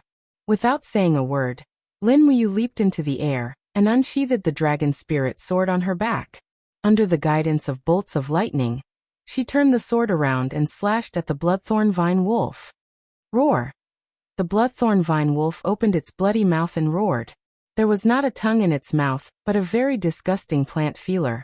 This wolf looked like a creature from another dimension. So disgusting. Voila! Blood-red vines stretched out from the ground, intending to block Lin Wuyu's attack. There were actually scales and thorns on the vines. It seemed to be a defensive skill of the bloodthorn vine wolf. However, the dragon spirit sword was a 4th-tier saint rank sword. How sharp was it? Kacha! Directly cutting the vines, Lin Wuyu's demonic sound fist landed on the bloodthorn vine wolf's head. Woo! The bloodthorn vine wolf was instantly stunned. It shook its head and retreated a few steps. At this time, Wei Chou pulled the demon-devouring bow from afar. So, an arrow flew out and directly hit the bloodthorn vine wolf's neck. Like plant juice, fresh blood gushed out. The bloodthorn vine wolf howled again, and actually did not dare to fight anymore. It turned around and burrowed into the hole underground, digging quickly. It ran away? Wei Chou urged his horse forward, a helpless expression on his face. This kind of bloodthorn vine wolf uses vines to dig the ground. It is indeed a bit difficult to kill. Damn, it is my fault that I did not directly hit its head. Lin Wuyu's eyes were cold. It's fine. Follow it, it won't go far. Oh. Wei Chou was stunned. Does Milady know the specific location of the bloodthorn vine wolf? Just follow me. Yes. It was time to show off her talent. The spirit pulse technique allowed Lin Wuyu to firmly lock onto the position of the bloodthorn vine wolf. Everyone jumped onto their horses and galloped forward with Lin Wuyu. The speed at which the bloodthorn vine wolves fled was not just fast, it was almost as fast as a warhorse. Lin Wuyu walked in front and lightly opened her hand towards a pile of shrubs. Chaos of the common life. In an instant, the ground in a radius of tens of meters was enshrouded by the chaos of the common life. In the blink of an eye, a violent aura was emitted from the chaos of the common life. With a huala sound, the thorny shrubs were raised to the ground. Heavens! Wei Chou, Xiahou sang, and the others were dumbfounded, but they did not say anything. They could only secretly rejoice that they were not Lin Wuyu's enemy. Having such an enemy was really a misfortune in life. The bloodthorn vine wolf continued to run underground, bringing Lin Wuyu and the others with it for close to 20 minutes. Suddenly Lin Wuyu raised her hand and said, "All right, stop chasing." "What's wrong, milady? This bloodthorn vine wolf spirit stone and beast soul are all treasures." Wei Chou asked doubtfully. Lin Wuyu shook her head and said, "No, it's not good to lose your life for treasures. Dismount and don't make any noise. Follow me to take a look.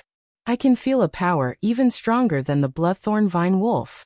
It's not far ahead." Yes. Everyone solemnly followed Lin Wuyu on foot. In front of them was a small hill. Lin Wuyu quietly hid at the top of the hill and looked over. Under the moonlight, the bloodthorn vine wolf seemed to be blocked by something. It let out a miserable howl and broke out of the ground. In the next moment, a bolt of lightning exploded in the sky. Immediately after, a fierce beast rushed out from the side of the snow. It jumped into the air and opened its mouth to bite the bloodthorn vine wolf's head. Ao ao. The bloodthorn vine wolf howled in pain, but it could not struggle. Its head was crushed with a loud crack. Under the moonlight, the appearance of the ambusher appeared in front of Lin Muyu and the others. It was a huge beast covered in scales. At this moment, it was greedily chewing on the bloodthorn vine wolf's head with relish. It's a thunder umbrella dragon. Wei Chou was dumbfounded. This is a 6,500-year-old thunder umbrella dragon. It's the only one among the umbrella dragons that has the light attribute. Is that so? Lin Muyu raised her arm and slowly pulled out the dragon's spirit sword.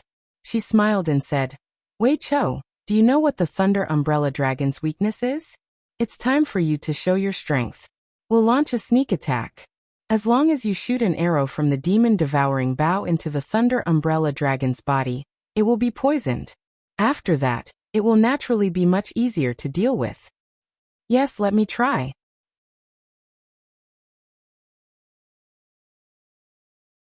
Chapter 184. Wei Chou reached out and deftly took out the demon-devouring bow from his waist. He slowly drew the bowstring, and spiritual energy instantly condensed into an arrow of light. Wei Chou pointed it at the lightning umbrella dragon's neck with a serious expression. At this time, the lightning umbrella dragon had finished eating the bloodthorn vine wolf's head. It immediately bit down on its neck and dragged it back. It was also at this time that the lightning umbrella dragon revealed a weak spot on its neck. There, a few scales had been torn off by something, revealing a scar. This was the chance Wei Chou had been waiting for. Whoosh! The arrow burst forth in the cold wind. By the time the lightning umbrella dragon heard the sound of the wind, it was already too late. It howled in pain as the arrow hit its neck. Wei Chou's arrow had just hit the umbrella dragon's wound. Lin Muyu cheered inwardly. The cold wind at night was very cold, and the wind changed direction very frequently. The hill was almost 150 meters away from the lightning umbrella dragon, and Wei Chou's arrow had actually hit its target from such a distance. Wei Chou's arm strength and eyesight were definitely among the best in the entire Royal Guard. This ability alone was enough to earn him a place in the Royal Guard. At this time, the lightning umbrella dragon roared angrily. It put down the vine wolf's corpse and rushed up the hill. It looked like it couldn't restrain its anger. Unfortunately, its movements were a little sluggish, and the poison from the demon-devouring bow was quickly spreading through its neck. Go! Lin Muyu let out a low roar and rushed down the hill with the dragon spirit sword in hand. Her martial soul shone brightly, and the gourd walls were successfully activated. After the gourd walls blocked the umbrella dragon's attack with a clang, the dragon spirit sword quickly swept across and directly chopped the scales on the umbrella dragon's neck. Crack! A holy grade weapon was different from a mysterious grade weapon. The sword directly cut through the scales on the umbrella dragon's neck, cutting him by almost 5 centimeters. Blood instantly flowed out. Roar! The umbrella dragon roared and suddenly raised its head. Suddenly, bolts of purple lightning condensed in the surroundings, forcing Xiahou Sang and the others to retreat. Their white battle robes were almost charred black. Only Lin Muyu alone could withstand the lightning attack. Her battle boots stepped on the ground, and she endured the numbing feeling of the lightning all over her body. The dragon spirit sword slashed at the lightning umbrella dragon's head for the second time. Crack! The pseudo-dragon's scales were shattered. How could it withstand such a fierce attack? Its head was already bleeding. It roared and raised its sharp claws, landing directly on Lin Muyu's waist. The moment the dragon scale wall shattered, Lin Muyu felt a dull pain in her waist. A large piece of the Holy Palace armor had been torn apart, but her body did not suffer much damage. She did not expect the Thunder Umbrella Dragon to be able to counterattack after suffering such a heavy injury. Stealing her heart, Lin Muyu's wrist was filled with demonic energy as she directly injected the second element's profound energy into the longsword. With a low roar, she pressed the dragon spirit sword against the umbrella dragon's head and pushed it straight in. Crack! The sharp blade penetrated the spirit beast's head. Demonic energy danced wildly. The thunder umbrella dragon could not withstand it anymore. It cried out in pain and fell to the ground, its body twitching. Lightning continued to flash around it. Xiahou sang, Wei Chou, and the others did not have the courage to step forward. Phew! Lin Wuyu heaved a sigh of relief. Holding the longsword, she smiled and said, "Luckily Wei Chou's arrow injured the umbrella dragon first. Otherwise, we would not have been able to kill it so easily." Wei Chou looked at the snowy ground that had been scorched by the lightning and said, "My lord, your green gourd's defense is stronger. That's why we were able to defeat it. Otherwise, I'm afraid we would have all been burned to ashes by the lightning." Xiahou sang nodded in agreement. Lin Wuyu did not listen to the praise. He dug out the Thunder Umbrella Dragon's spirit stone. A 6,500-year-old light spirit stone was exactly what he needed. "My lord, we can return to Lanyan City now." Wei Chou smiled smugly and said, "I didn't think it would be so smooth." Zetian Palace's supervisor Che Qiong made things difficult for us. He probably didn't think that we would be able to complete his almost impossible mission so quickly, right? "No." Lin Wuyu shook her head and said, "We can't leave yet." "Why?" Wei Chou and Xiahou Sang were both stunned. "Because there must be another Thunder Umbrella Dragon." Lin Wuyu said with certainty, "Just now this Thunder Umbrella Dragon could have eaten this Rattan wolf here, but it dragged this Thunder Umbrella Dragon back. This means that it needed to feed the other Umbrella Dragon. Also, this Umbrella Dragon's neck is injured. It's obvious that an even stronger spirit beast fought it. This means that the other Umbrella Dragon is already heavily injured. Otherwise, it would have come out to look for food. Since this is the case, we need to continue searching here. Since we're already here, let's maximize the benefits." Wei Chou was dumbfounded. "It's just as Commander Qin Lei said. The commander is a genius who is skilled in both the pen and the sword. Xiahou Sang and I would never have thought of such a deduction." Xiahou Sang chuckled and used a dagger to take out the spirit stone from the Rattan wolf's skull, in the Thunder Umbrella Dragon's stomach. He smiled and said, "I only know that spirit stones can be sold for money."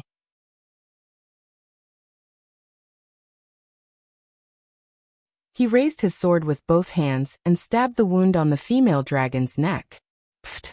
Blood splattered everywhere. The 10,000-year-old umbrella dragon raised its head and howled in pain. However, it could not fight back at all. Xiahou Sang turned the hilt of his sword and cut off the female dragon's neck. In the blink of an eye, the umbrella dragon's head drooped. It was dead. A wild beast spirit flashing with lightning appeared in the air. "It's a 10,000-year-old wild beast spirit."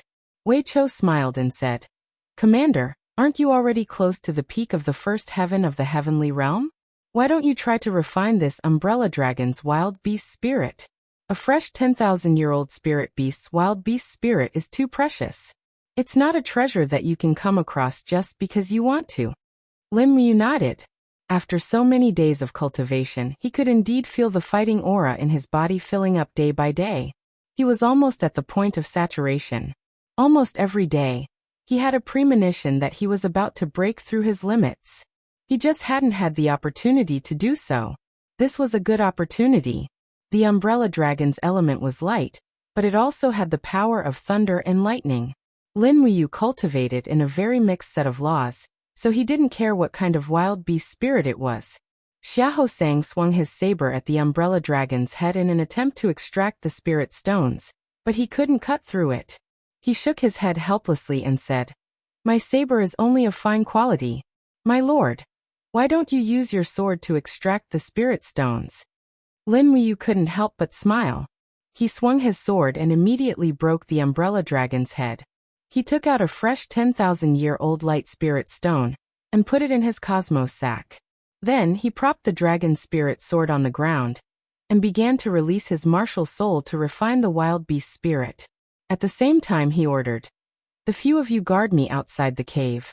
Be careful, there may be other spirit beasts here." "Yes, my lord, don't worry and cultivate." The six-tiered green gourd emitted a hissing sound as it greedily absorbed and refined the wild beast spirit. Lin Wuyu felt an extremely empty feeling in his chi, as if no amount of spiritual power was enough to fill it. This was a sign that he was about to break through. He was secretly delighted and quickly released the refining cauldron to assist in the refinement. This way he could finish it faster. After all, this place was simply too dangerous.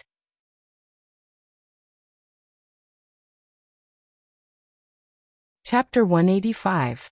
There were two sources of power for a cultivator. One was the EC, which provided a steady stream of spiritual energy for the cultivator. There was an ancient saying that the 3 spiritual souls and 7 physical forms originated from the EC.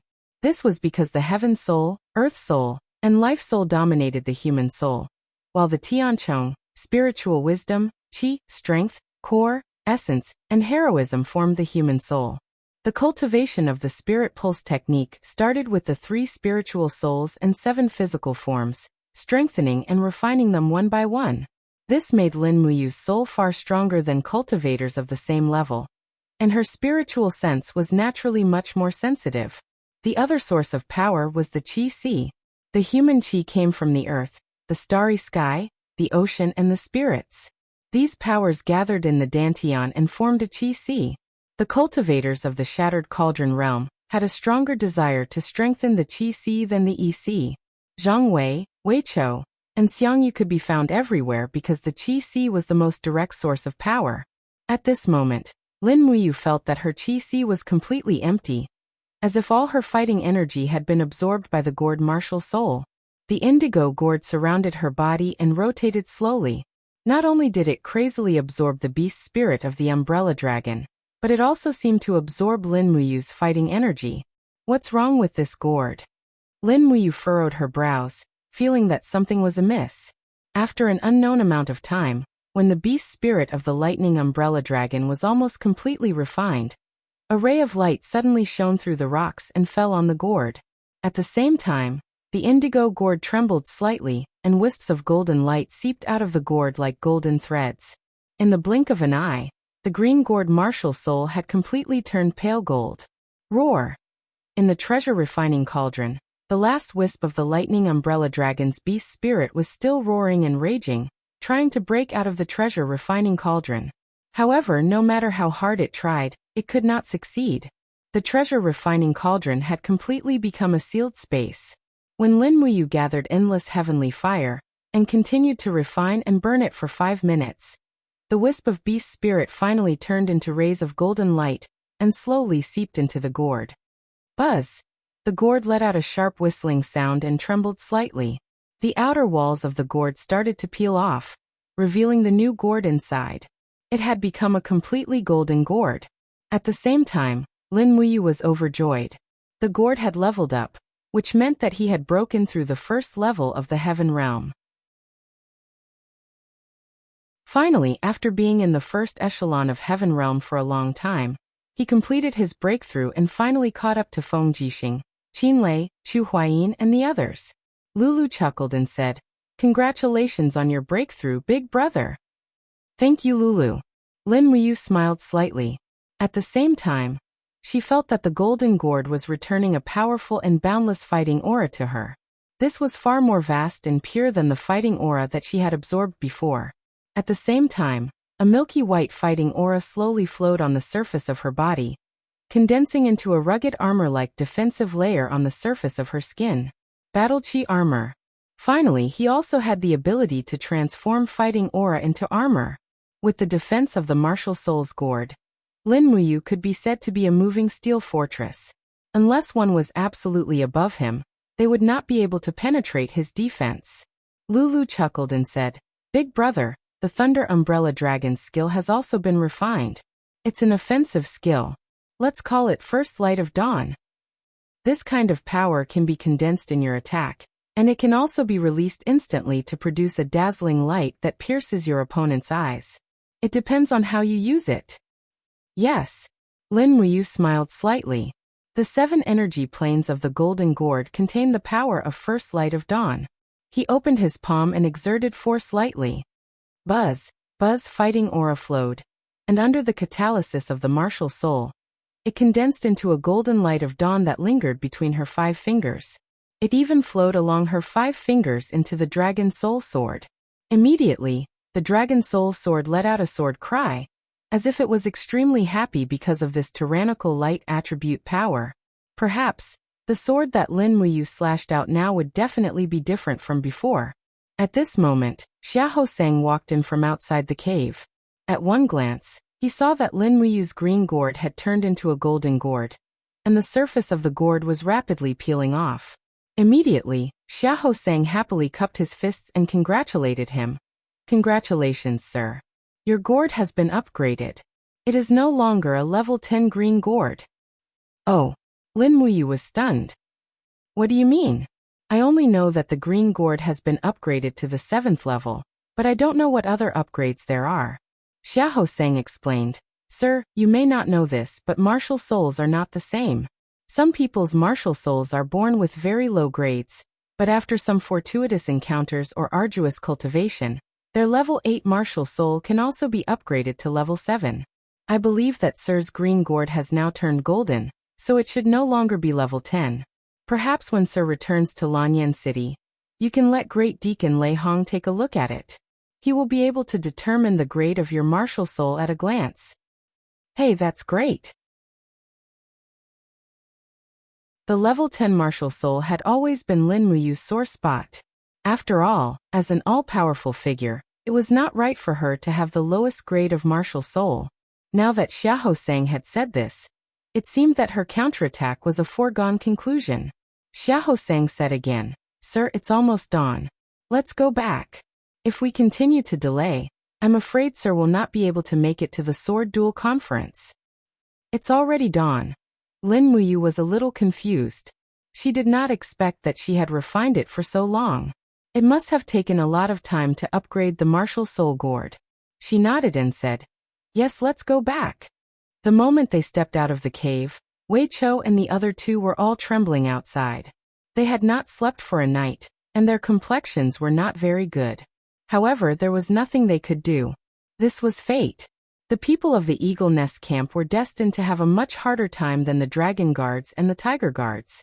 Wei Chou immediately saw that the characteristics of Lin Muyu's strength were completely different. He immediately smiled and said, "Congratulations on your breakthrough, sir." Lin Muyu nodded and said, "Thank you." The other Imperial Guard called Han Shao had a look of shock on his face and said, "Commander has also stepped into the second heaven of the Heaven Realm?" "Yes, let's go. Let's return to the Eagle Nest camp as soon as possible." Yes. Everyone left the cave together. The warhorses were tied up not far away. After feeding them some fodder, they urged them on their way back. Fortunately, these warhorses were good horses, or they would not have been able to withstand such torment. However, after this trip, these 5 warhorses would probably lose a few kilograms. This was the dream of many girls. Lin Muyu sat on her horse, resting with her eyes closed. The warhorse followed Wei Chou's horse forward. However, Lin Muyu always felt a little uneasy in her heart, as if something was spying on them. However, when the spirit meridian art spread out, there was no other powerful force in a radius of several li apart from them. This uneasy feeling was very puzzling. Slowly raising her hand, she unsheathed the long sword on her back and hung it on her waist so that she could draw it at any time. Lin Muyu's eyes were cold as she said, "Everyone be careful. It's not safe here." Everyone nodded. Xiahou Sang raised his warblade and said, "Don't worry, sir. We will step onto the main road in 10 minutes. At that time, the war horses will gallop, and ordinary spirit beasts will not be able to catch up to us. Furthermore, Sir has already stepped into the second heaven of the Heaven Realm, becoming a heavenly king powerhouse. Ordinary spirit beasts will avoid us." "Is that so?" Lin Muyu frowned and said, "We still need to be careful." "Yes, I know." Wei Chou also drew his longbow from his back, hanging it at his waist. At the same time, he placed his other hand beside his quiver, ready to strike at any time. Lin Muyu closed his eyes, and the spirit meridian art spread out once more, searching carefully. At the same time, he pricked up his ears, listening carefully to all the sounds around him. The sound of horse hooves in the snow, the clanking of armor, and the sound of cloaks fluttering in the cold wind. Other than that, there seemed to be no other sound. However, at that moment, Lin Muyu suddenly furrowed his brow in alarm. He could clearly hear something strange amidst the sounds. It was a rustling sound, like the sound of a beast's claws landing on the snow. However, when he opened his eyes and looked around, he could not see a single beast. What is going on? Lin Muyu clenched his teeth, and even began to doubt the spirit meridian art's spiritual sense. Where did this strange sound come from? Suddenly, his gaze fell to the back, and he saw a beast's palm print appearing on the snow with a rustling sound. However, he could not see the beast's figure. However, Lin Muyu had already confirmed that there was something following his group. His spiritual sense was not wrong, and his ominous premonition was not wrong either. Be careful behind you. Lin Muyu suddenly turned around, raised his hand to pull out the dragon spirit sword, and rushed in the opposite direction. The person at the back of the group was the royal guard, Han Xiao, who had the strength of a level 54 battle saint. He turned around in astonishment, looked at the snow behind him, and said, "My lord, there's nothing?" "Han Xiao, be careful," Lin Muyu shouted loudly. Right at this moment, the scene in the air suddenly distorted. Amidst the roar of a wild beast, the figure of a scarlet beast suddenly appeared in the air in front of Han Xiao. Its body was covered in fur, and its sharp claws swept past. Pucci. Han Xiao, who was on the warhorse, suddenly sank. The armor from his neck to his lower abdomen shattered, as if it was slashed by a long knife. His entire body was instantly divided into two halves, and his internal organs and blood gushed out of the ground. Even the warhorse's bones were broken by the beast's claws. With a wail, it fell to the ground together with Han Xiao's corpse. "God damn it!" Lin Muyu's voice trembled. His anger and unwillingness made his body tremble uncontrollably. Han Xiao died instantly, and the scene of his death was extremely tragic. What kind of spirit beast was this?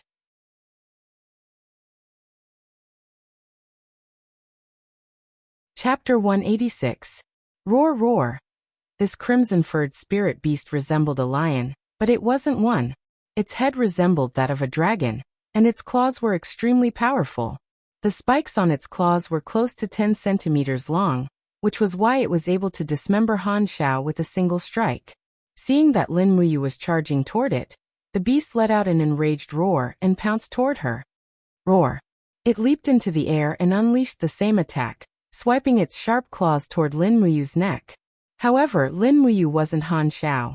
She had a total of 4 layers of defense: black tortoise shell, dragon scale wall, azure rock armor, and battle armor. The beast's claws quickly landed on the black tortoise shell, and it instantly shattered with a resounding thump. However, Lin Muyu didn't miss such a golden opportunity. She raised her sword with both hands and swept it horizontally. The blade of her sword imbued with the power of true dragon essence flame and first light of dawn. Splat! The dragon spirit sword only managed to leave 2 gashes on the beast's front legs. Golden blood continued to drip onto the snow like scorching lava, quickly melting away all the snow within a meter of it. Roar roar! The beast let loose another enraged roar and stomped its hind legs into the ground, leaping up like lightning again. This time, it actually split its claws into 2 and tore apart the dragon scale wall and azure rock armor. It then opened its mouth and bit down toward Lin Muyu's neck. It was simply too powerful for Lin Muyu to take on, and she was forced to use her falling star steps to roll down the snow. Slap! The beast bit down on the ground, but it didn't even turn around. Instead, it swept its tail through the air like an iron whip, and there was no way Lin Muyu could evade it. She let out a muffled groan as the whip struck her back, and she immediately felt a scorching pain. This beast could almost break through the defenses of her battle armor with just its tail. Thankfully, she was wearing her battle armor. Otherwise, that attack would have definitely fractured Lin Muyu's spine, and she would have been in deep trouble. Save the Lord, hurry up! Xiahou Sang charged over with his steel saber. Lin Muyu rolled away, but she raised her hand and used her calabash vines to entangle the beast. Huge clumps of calabash vines broke through the ground and bound the beast tightly. At the same time, she shouted, "Xiahou Sang, retreat! No one is allowed to go forward. Wei Chou, shoot its eyes." Yes. Wei Chou did not dare to rashly release the arrow. He tightened the bowstring, still waiting for the right opportunity. At this time, Lin Muyu also hastily and forcibly condensed the black tortoise shell and dragon scale wall. However, because it was the second time, their strength was far less than before. The dragon spirit sword suddenly flew out, and with the spiraling piercing power of the true dragon essence fire, it directly smashed into the mad beast's abdomen. That should also be its weak point, right? Pung! With a loud explosion, the dragon spirit sword did not disappoint. It drilled a hole in the mad beast's abdomen, and golden blood spurted out. However, before the wound could be torn open, the mad beast raised its head and roared angrily. A powerful shockwave appeared, directly repelling the dragon spirit sword. At the same time, it also shattered the calabash vines. Lin Wuyu opened her hand and controlled the dragon spirit sword from afar. At the same time, her left hand reached out and took out the demonic noise saber. Doqi swirled around her as she slashed out. Roar! The mad beast did not show any mercy. It directly used its scalp to block the demonic noise saber. With a dang sound, the demonic noise saber was blasted away. However, only some skin on the top of its head was sliced open. Its head was really hard. Seeing the mad beast charging at her, Lin Wuyu did not retreat. She suddenly pulled back her right hand, her face full of anger. The surrounding space instantly distorted, and numerous celestial constellations appeared on the snowy ground. In response to Lin Wuyu's summon, they all attached themselves to the power of her fist. She directly punched out at the mad beast. For Luminary's demon cry, boom! A shockwave of Doqi instantly exploded, causing the snow within a radius of several tens of meters to fly into the air. Lin Wuyu was actually forced to retreat, and her entire right arm was numb. However, this mad beast was actually only injured after receiving the power of the fourth luminaries. It slightly bent its body, and once again soared into the sky. It opened its bloody mouth and bit towards Lin Wuyu's neck. She could not let her neck be bitten, or she would die without a doubt. After using the fourth luminaries, Lin Wuyu's body was already suffering from the backlash of the seven luminaries' profound energy. How could she dodge? She could only turn her body in an instant, and the mad beast's bite landed on her shoulder. With a poochie sound, those sharp teeth bit through her shoulder armor, and fresh blood spurted out. The long teeth slowly pierced into Lin Wuyu's flesh, and an intense pain quickly spread throughout her body and soul. Enduring the intense pain, Lin Wuyu reached out and grabbed the handle of the dragon spirit sword. From the side, she pressed the dragon spirit sword against the mad beast's abdomen, and with a pu sound, she pushed it in. Moreover, she continued to exert force, and the dragon spirit sword quickly sank into the spirit beast's body, all the way to the hilt. It was also at this moment, with the pung sound of an arrow leaving the bowstring, the mad beast on Lin Wuyu's shoulder suddenly trembled, and immediately let go of Lin Wuyu's shoulder. It howled miserably, and an invisible poisonous arrow entered its eyes. It was none other than Wei Chou who had shot this arrow. Roar, roar! The mad beast retreated continuously, broke free from the dragon spirit sword, and quickly ran backwards. When Wei Chou wanted to shoot it again, he discovered that the mad beast had leaped up, and its body glowed with a golden light as it disappeared into the air, leaving only a trail of blood on the snowy ground. Ah! Lin Wuyu couldn't help but let out a miserable howl. Her face was ashen as she fell to the snowy ground, and a sharp pain came from her shoulder. Fortunately, the mad beast's mouth wasn't bigger, or else its teeth might have touched her heart. At that time, even a deity wouldn't be able to save her. "Milord." Xiahou Sang hurriedly went forward to support Lin Wuyu, but her eyes were looking around and she shouted, "Be on guard." The other two imperial guards' faces were already filled with shock. They had never seen a fight like this before. The most brutal fight between humans and wild beasts couldn't be more brutal than this, right? Lin Wuyu trembled as she took out 2 bottles of healing medicine and quickly poured them on her wounds. At the same time, she took off her shoulder armor and said with a pale face, "What the hell is this thing? I've never seen it before." In fact, Lin Wuyu had been conquering for so many years, but she had never seen this kind of monster on any map. On the other hand, Wei Chou frowned and said, "It's the Heaven Beast, the legendary hunter." Heaven Beast? Xiahou Sang was stunned. Wei Chou nodded. "That's right, I've seen the 10,000 Beasts Atlas. The heaven beast is probably one of the species at the top of the food chain, and its status is comparable to that of a real dragon. Its greatest ability is to use the power of light to create a blinding effect, which is what we saw just now. It can turn invisible and hide its breath to launch a sneak attack. Since ancient times, countless peerless masters have died under the sneak attack of the heaven beast in the dragon-seeking forest, and many of them were sanctuary powerhouses. Therefore, the heaven beast has another name, which is Hunter.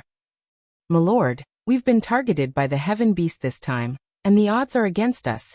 Lin Muyu was stunned and said, "Didn't it leave with injuries just now?" There was a trace of fear in Wei Chao's eyes as he said, "I'm afraid that's not the case. The heaven beast is a natural revenant. As long as it targets its enemy, it will definitely not stop until they die. Even if it's injured, it will definitely come back again. We should leave this place quickly, the further the better. Maybe because of its injuries it can spare our lives." Lin Muyu also felt that she couldn't fight anymore, so she nodded and said, "Then Han Xiao's corpse. Don't worry about it anymore." Wei Chou said lightly. Han Xiao was an imperial guard, and he was ready to sacrifice himself for Zetian Palace at any time. This time he died in the line of duty, and his soul belongs to his honor. We can't lose our lives just to collect his corpse. That would be an unwise move. Moreover, you are the emperor's godson, and all the more you can't die in a place like this. Although it's very difficult for us. Alright, stop talking. Let's go quickly. Yes. Lin Muyu mounted her horse with difficulty and looked around with an ashen face. The heaven beast was a natural hunter, and her spirit pulse technique had already lost its effect under the heaven beast's concealment ability. Just as Wei Chou said, staying here and entangling with the heaven beast was no different from courting death. She abruptly whipped the warhorse, and it quickly galloped away in the snow. Everyone's mood was extremely heavy. They originally thought they had easily completed their mission, but they didn't expect to be targeted by an evil beast like the heaven beast right before they left. It was hard to say whether they would live or die. While running wildly, Wei Chou said, "I saw clearly just now that this heaven beast has a lifespan of 13,400 years. It can be said to be a divine beast. We're already very lucky to be able to injure it, so we should go as far as we can."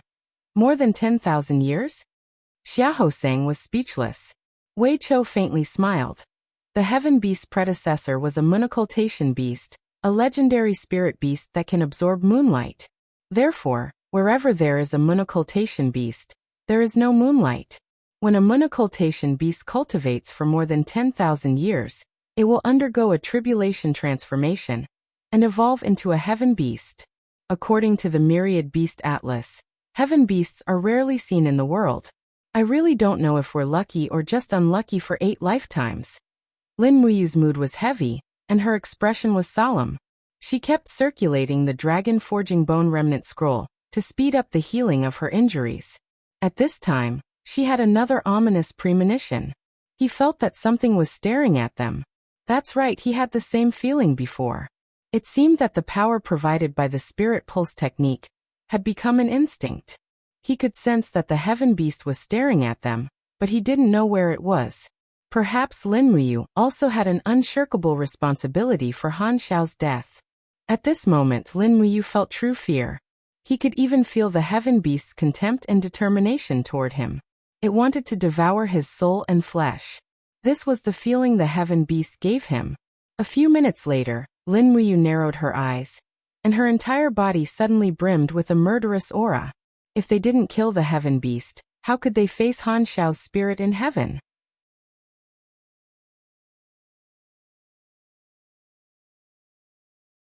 Chapter 187.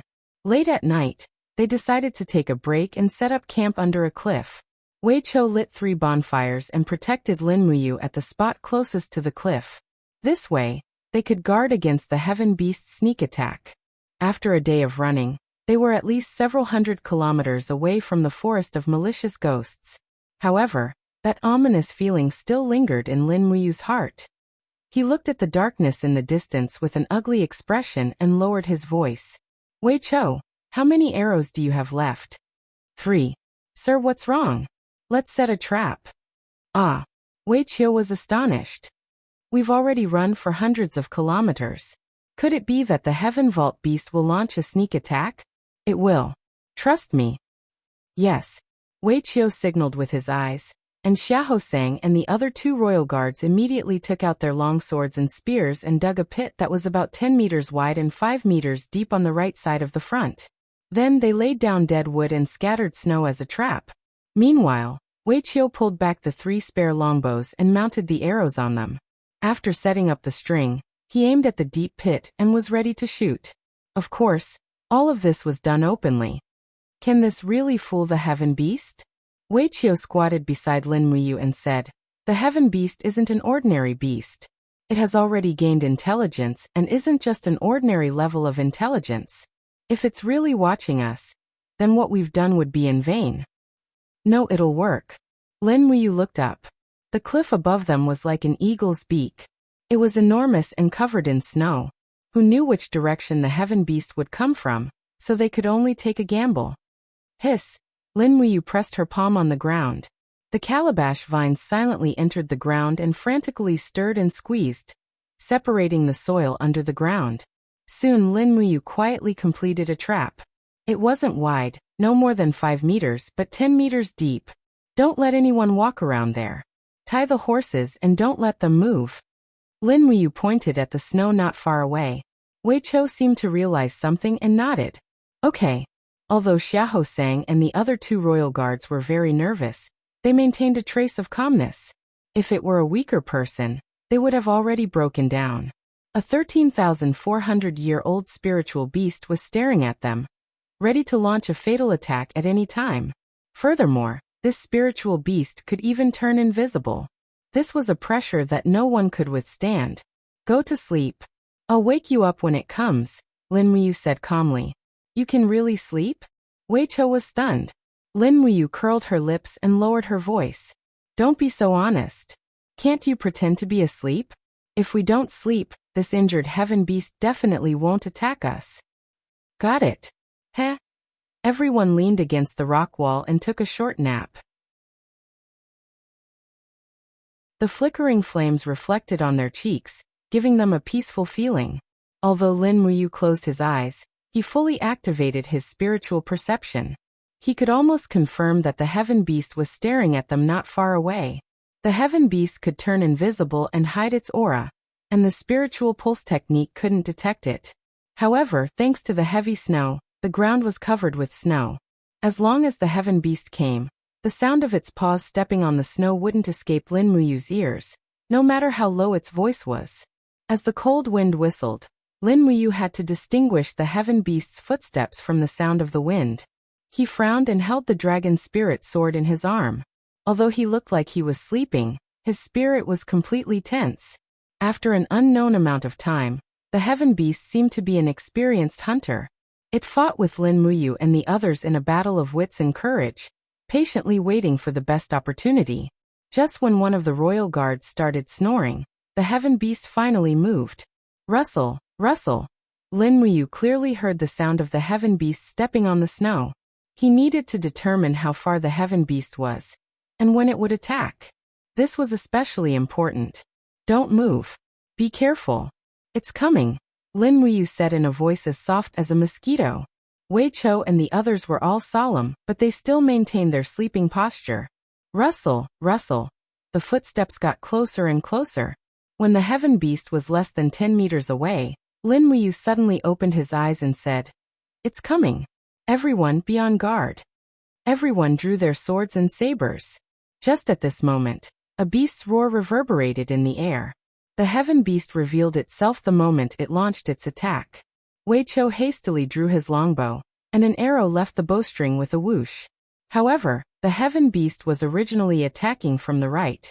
Just as it was about to step into the trap prepared by Wei Qiu and the others, it suddenly stopped and dodged Wei Qiu's arrow. Instead, it attacked from the left. Moreover, the corner of the Heaven Beast's mouth curled up slightly, as if it was laughing at Wei Qiu and Lin Muyu's stupidity. Roar! The Heaven Beast roared and pounced over, covering at least 5 meters with this leap. Lin Muyu flipped over and raised her right arm. Demonic energy danced around her fist, and the second glory, which had the strongest single-target killing ability, was instantly launched. Bang! The heaven beast roared angrily. Although it had thick skin and thick flesh, it blocked the second glory's attack with its spiritual power. However, its body fell from the ground, crushing the trap set by Lin Muyu with a crash, and falling down involuntarily. Lin Muyu leaped up with her sword in hand. Her battle boots stepped on the rock wall as she leaped up for nearly 10 meters. In the instant she spun around, she slashed out with her sword aura. With a kacha sound, the eagle beak-shaped rock above her was cut in half. In an instant, a huge rock weighing at least 10 tons fell from the sky, falling straight into the trap. Roar! The heaven beast opened its sharp claws, and was climbing up when it saw a huge rock falling from the sky. Bang! The rock hit its head, and it immediately screamed in pain as it was pressed to the bottom of the trap by the huge rock. This was a trap that was nearly 10 meters deep. It wasn't easy to climb up after being pressed down by the rock. Great plan, madam. Wei Chou suppressed the raging waves in his heart and asked, "Is it dead?" "No, it's not dead." At this moment, the heaven beast was roaring angrily. Lin Muyu's spiritual perception could sense that its strength was only slightly weakened. It wasn't really crushed to death by the rock. If it could be crushed to death so easily, it probably wouldn't deserve to be called a divine beast. Let's go and leave this place while it's night. It still needs some time to struggle up. Yes. Wei Chou raised his demon-devouring bow and shot 7 to 8 arrows at the heaven beast's sharp claws. With an angry expression he said, "This beast killed Han Xiao. I really want to tear it into pieces. Let's go. There will be opportunities in the future." Yes. The group rode away under the cover of the night, but Lin Muyu's mood didn't relax at all. She knew that the heaven beast wouldn't give up so easily. The heaven beast's mentality seemed to be similar to that of many scum humans. Because of a slight disagreement, it would want to kill someone. It was very rare to see a spirit beast that held a grudge and was so narrow-minded. After galloping for a day and a night, the four quickly arrived at the edge of the dragon-seeking forest. They were only half a day away from Lanyan City. However, the war horses were so tired that they couldn't run anymore and needed to rest. Even Lin Muyu's warhorse was foaming at the mouth. If it didn't eat and rest, it would definitely die on the spot. This time, they chose a cave as their campsite. The original owner of the cave was a 700-year-old blind bear, which was killed by Wei Chou with a sword. They set up a pot and cooked the bear paw at the entrance of the cave. This time, Lin Muyu finally didn't feel like she was being watched. It seemed that the heaven beast was crushed by the huge rock and couldn't get up anymore. This was a good thing. However, just as she was enjoying the bear paw soup, that feeling came again. Damn it! Lin Muyu cursed angrily and put down the soup in her hand. At the same time, she extended her spirit pulse technique. This time, she could actually lock onto the heaven beast's position. It seemed that the heaven beast was too injured last time, and could no longer hide its aura. However, with the heaven beast's strength alone, it could still easily kill Lin Muyu and the others.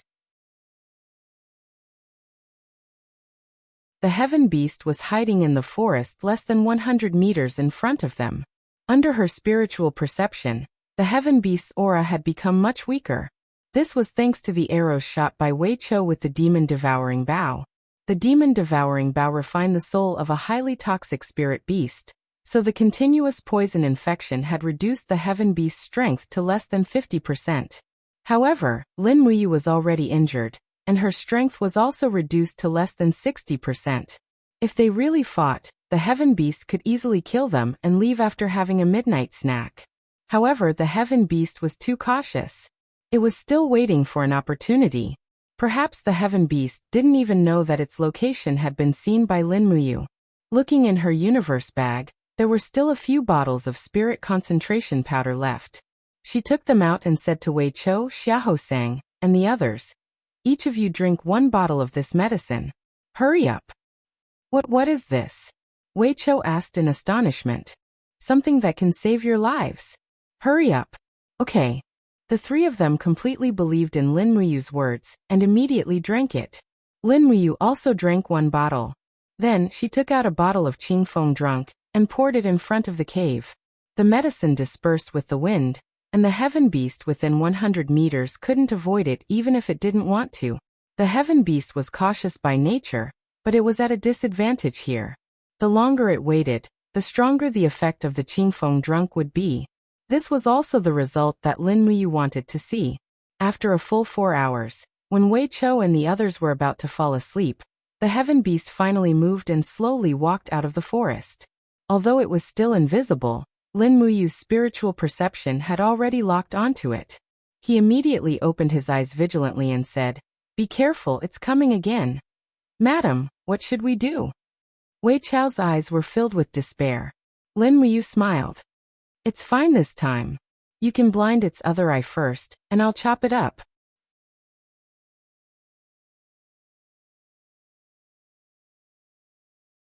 Chapter 188. Swoosh, swoosh, golden gourd vines rose from the ground and quickly bound the invisible heaven beast. The thorns on the gourd vines quickly pierced through the beast's fur, instantly rendering the heaven beast invisible. Whoosh! The poisonous arrow pierced through the air and directly shot into the heaven beast's other eye. Immediately, blood splattered and miserable howls sounded. This time, both of the heaven beast's eyes were blinded. With an angry roar, it fiercely pounced over. It was indeed a ferocious beast. After losing both of its eyes, it still wanted to kill people. Lin Muyu rushed out with her sword and used falling star steps. She suddenly jumped to the star position, and her figure instantly changed. She raised her left fist, which was surrounded by blood-red 7 luminaries dark force. She suddenly punched the heaven beast's cheek. Bam! This punch was really powerful, and it forced the sky beast to retreat repeatedly. The sky beast's ferocious nature flared up, and it quickly pounced at Lin Muyu again. However, Lin Muyu dodged it, and the sky beast's upper and lower teeth snapped in the air. The strength and speed of this attack were really shocking, but it was clearly inferior to Lin Muyu's falling star steps. Woo-woo! The heaven beast shook its head violently. Only when it launched its attack did it realize that something was wrong with its body. It couldn't use all its strength, and it could only use less than 10% of its spiritual power. As a result, Lin Muyu was able to use 60% of her battle energy, so she naturally had the upper hand. Thanks to Qingfeng Zue, she wouldn't have such an advantage. The heaven beast was scheming, but it didn't expect Lin Muyu to be an expert in using poison. Swish! The dragon spirit sword slashed at the sky beast's neck in a fiery red arc. With just one slash, blood and flesh splattered everywhere. After being poisoned, the sky beast lost its spiritual power, which weakened its defensive energy layer a lot. With just one slash, the dragon spirit sword penetrated nearly 20 centimeters into the sky beast's flesh, revealing the bones. Roar! It roared and shook its head. Its tail turned into a sharp light that swept across, but Lin Muyu easily dodged it. To Lin Muyu, the heaven beast was too slow. Quickly changing the angle, Lin Muyu brazenly swung her sword again, this time on the same wound. Aolo! The sky beast let out a blood-curdling howl as its spine was split in half. Bone fragments splashed everywhere. The sharpness of the dragon spirit sword was evident. Moreover, Lin Muyu had used all of her fighting energy to slash the sky beast, so her strength was naturally extraordinary. Roar! The dying heavens beast roared angrily. It suddenly raised its head and launched a light energy shockwave. Lin Muyu hurriedly condensed the walls of the gourd to block the attack. The golden light kept bouncing off the sky beast's attacks. Wei Chou, Xiahou and the others behind her also retreated far away. The battle in front of them was still beyond their reach. Rustle! She stepped on the ground with her battle boots, turned her body skillfully, and slashed for the third time with the sword in her hand. Crack! This time the sound was crisper. Lin Muyu had used all of her strength in this attack. The dragon spirit sword shone brightly and directly cut off the sky beast's head along with its bones. With a plop, the huge beast's head rolled on the snowy ground, but its body was still waving its sharp claws and swinging its tail in the air. This process lasted for nearly a minute before the headless body slowly fell to the ground and died. Oh my! Wei Chou, Xiahou and the others were dumbfounded. They had seen many powerful spirit beasts, but they had never seen a spirit beast with such vitality. It's done! Lin Muyu sat on the snowy ground and held the sky beast's head with one hand. She sneered and said, "You beast injured the umbrella dragon mother and son and waited there for an opportunity. In the end, you targeted us and followed us from the forest of malicious spirits all the way to Lanyan City. You didn't expect to end up like this, did you?" Wei Chou walked forward and patted Lin Muyu's shoulder. He laughed heartily and said, "Commander, we finally don't have to die under the sharp teeth of the sky beast." It was the joy of escaping from death. Lin Muyu gritted his teeth in pain. Wei Chou's inadvertent slap landed on his wound. "I'm sorry, Commander. I got carried away and deserved to die." Wei Chou hurriedly cupped his fists and knelt in front of her. Lin Muyu couldn't help but smile. "Get up. It's okay. It wasn't easy to kill this sky beast. Everyone worked hard. But, when we return to Lanyan City, we must not mention this sky beast and pretend it never happened. Just say that Han Xiao died in the line of duty while fighting the umbrella dragon." "Why is that, madam?" Xiahou Sang said blankly. "The sky beast is the nightmare of all cultivators. Madam, you killed this sky beast with your own strength and ingenious plan. You're the only person in Lanyan City who can do this. Why do you want to hide the truth?" Lin Muyu shook her head with a smile. "It's precisely because very few people can kill a sky beast that we have to keep our mouths shut. If the Divine Marquis Estate and military police camp know that we killed the sky beast, believe it or not, military police camp will definitely send people to investigate us. Maybe they'll even think of stealing the sky beast's spirit stone. It's always good for us to keep a low profile." Wei Chou cupped his fists and said, "Commander is wise. I agree." Xiahou Sang didn't really understand, but he still cupped his fists and said with a smile, "I, Xiahou Sang, am a boor and don't understand these things. But don't worry, Xiahou Sang will keep my mouth shut." "Okay." Lin Muyu stood up and used the dragon spirit sword to cut open the sky beast's skull. Then she placed a scalding light spirit stone into her Qianquan bag. This was a sky beast spirit stone that had a lifespan of 13,400 years. Whether it was its age or quality, it was a rare item. As for how to use it, Lin Muyu already had a plan. She would use this sky beast spirit stone to refine the soul of the demon noise saber.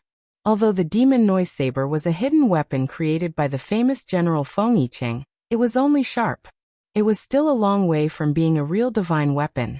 It could be used to kill the enemy on the battlefield, but if it encountered a real expert, the demon noise saber would probably be useless. This demon noise saber couldn't even cut through the sky beast's skull, which proved its lack of sharpness. Wei Chou used his long sword to cut the sky beast's fur, but he couldn't pierce through it. He couldn't help but be speechless and said, "My lady, the sky beast's fur seems to be a good treasure and can be made into good leather armor. However, my blade isn't sharp enough to skin it. Can I borrow your dragon spirit sword?" Lin Muyu raised her hand, and the dragon spirit sword fell into Wei Chou's hand. She smiled and said, "Be quick. Everyone have a good night's rest. We'll return at dawn tomorrow. We should be able to reach Lanyan City before noon." Yes. Not long after, Wei Chou peeled off the sky beast's fur. Since it was a very rare sky beast, he even broke the bones of the spirit beast, separated the meat from the bones, and put them into a bag. The heart and liver were also put into another bag. As for the skull, he dug out the brain. Xiahou Sang even laughed and said that since the sky beast was so smart, it would definitely become smarter after eating its brain. This made Lin Muyu smile. These people dared to eat anything. If they were born in modern times, they must be Cantonese compatriots or descendants of Bear Grylls. With the death of the sky beast, everyone's sense of crisis was relieved. This place was very close to Lanyan City, so the spirit beasts that appeared were only about 1,000 years old. Even if a group of wolves attacked, Wei Chou and Xiahou Sang were enough to resist. Therefore, Lin Muyu finally had a good night's sleep. When she woke up the next day, she found that it was snowing again. A simple tent was set up above her head. It was a tent that Wei Chou made for Lin Muyu by tying his and Xiahou Sang's Imperial Guards cloaks together. Although it couldn't block the wind, it could block the snow. Lin Muyu had been too tired these days. Wei Chou and Xiahou Sang understood that, so they took care of this superior who had saved their lives more than once. In the morning, they had a delicious soup made from the sky beast's heart. It tasted pretty good. The sky beast had been at the top of the food chain all its life, but now it had become a piece of meat in someone else's soup pot. It was really miserable. After eating, they drank some wine and warmed up before setting off. They galloped at full speed and arrived at Lanyan City before noon. Lin Muyu had to personally go to Zetian Palace to hand in the order, and Wei Chou, Xia Hosang, and the others had to follow because Han Xiao had died on this mission. Every imperial guard was personally appointed by the emperor, so every one of them was very important. The death of an imperial guard in the line of duty was a big deal in itself. Therefore, the military police battalion had to intervene in the investigation of Han Xiao's death.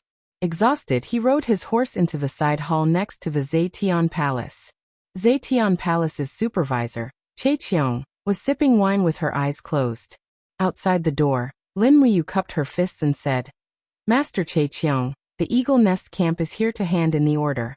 We have found the 6,000 years worth of light spirit stones." "What so fast?" Che Qiong stood up and wiped the grease off his mouth. He smiled and said, "Madam Lin Muyu, please come in."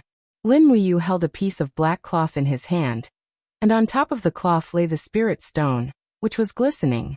He smiled and said, "As for the spirit beast skin, we will prepare it in a while. Just send this over for now." "Okay, Commander, thank you for your hard work." Che Qiong smiled and said to the group of people behind him who were drinking together, "Madam Yu Qiyan, the spirit stone has been found. Soon, you will be able to forge a divine weapon that Her Highness Yin will admire."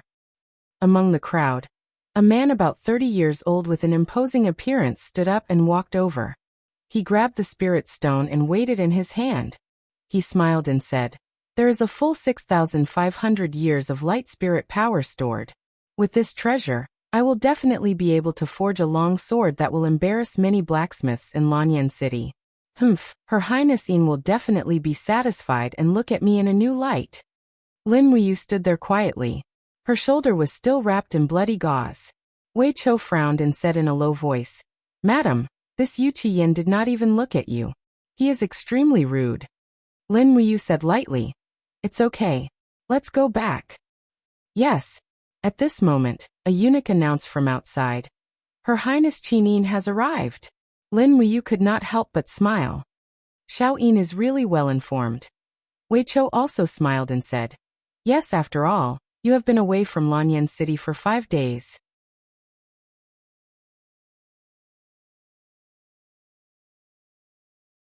Chapter 189. Big Brother Yu. Qin Yin had an enchanting smile on her face. Her white cloak fluttered in the wind behind her, and the purple butterfly knot in her hair swayed beautifully. A group of dragon guards followed behind her, and Chu Huayin was among them. It seemed that Chu Huayin, the commander of the Dragon Guard Battalion, was personally on duty in Zetian Palace today. However, when Qin Yin's gaze landed on the wound on Lin Muyu's shoulder, she immediately became nervous. She walked forward and gently touched the bandage. With a concerned gaze, she asked gently, "Are you injured?" "Yes, it's just a minor injury," Lin Muyu smiled and said respectfully, "Xiao Yin, why are you here?" "I heard that you returned to Zetian Palace to hand in your orders, so I came to take a look." Qin Yin's snow-white hand covered the wound. Suddenly, she activated her power, and a gentle fighting aura slowly seeped into the wound. In the next moment, she revealed a reproachful expression. "The wound is so deep, and you say it's a minor injury. What exactly hurt you?" Lin Muyu smiled awkwardly. "It's really nothing. I'm a royal guard and a martial artist. It's normal for me to be injured." Qin Yin knew that he didn't want to say it. Her gaze landed on Wei Chou. She asked, "What's your name?" "I'm Wei Chou." Wei Chou was extremely nervous. He could finally talk to the heir of the empire. Moreover, she was the #1 beauty of the empire. How could he not be nervous and excited? Qin Yin asked, "Wei Chou, how did my big brother Yu get injured?"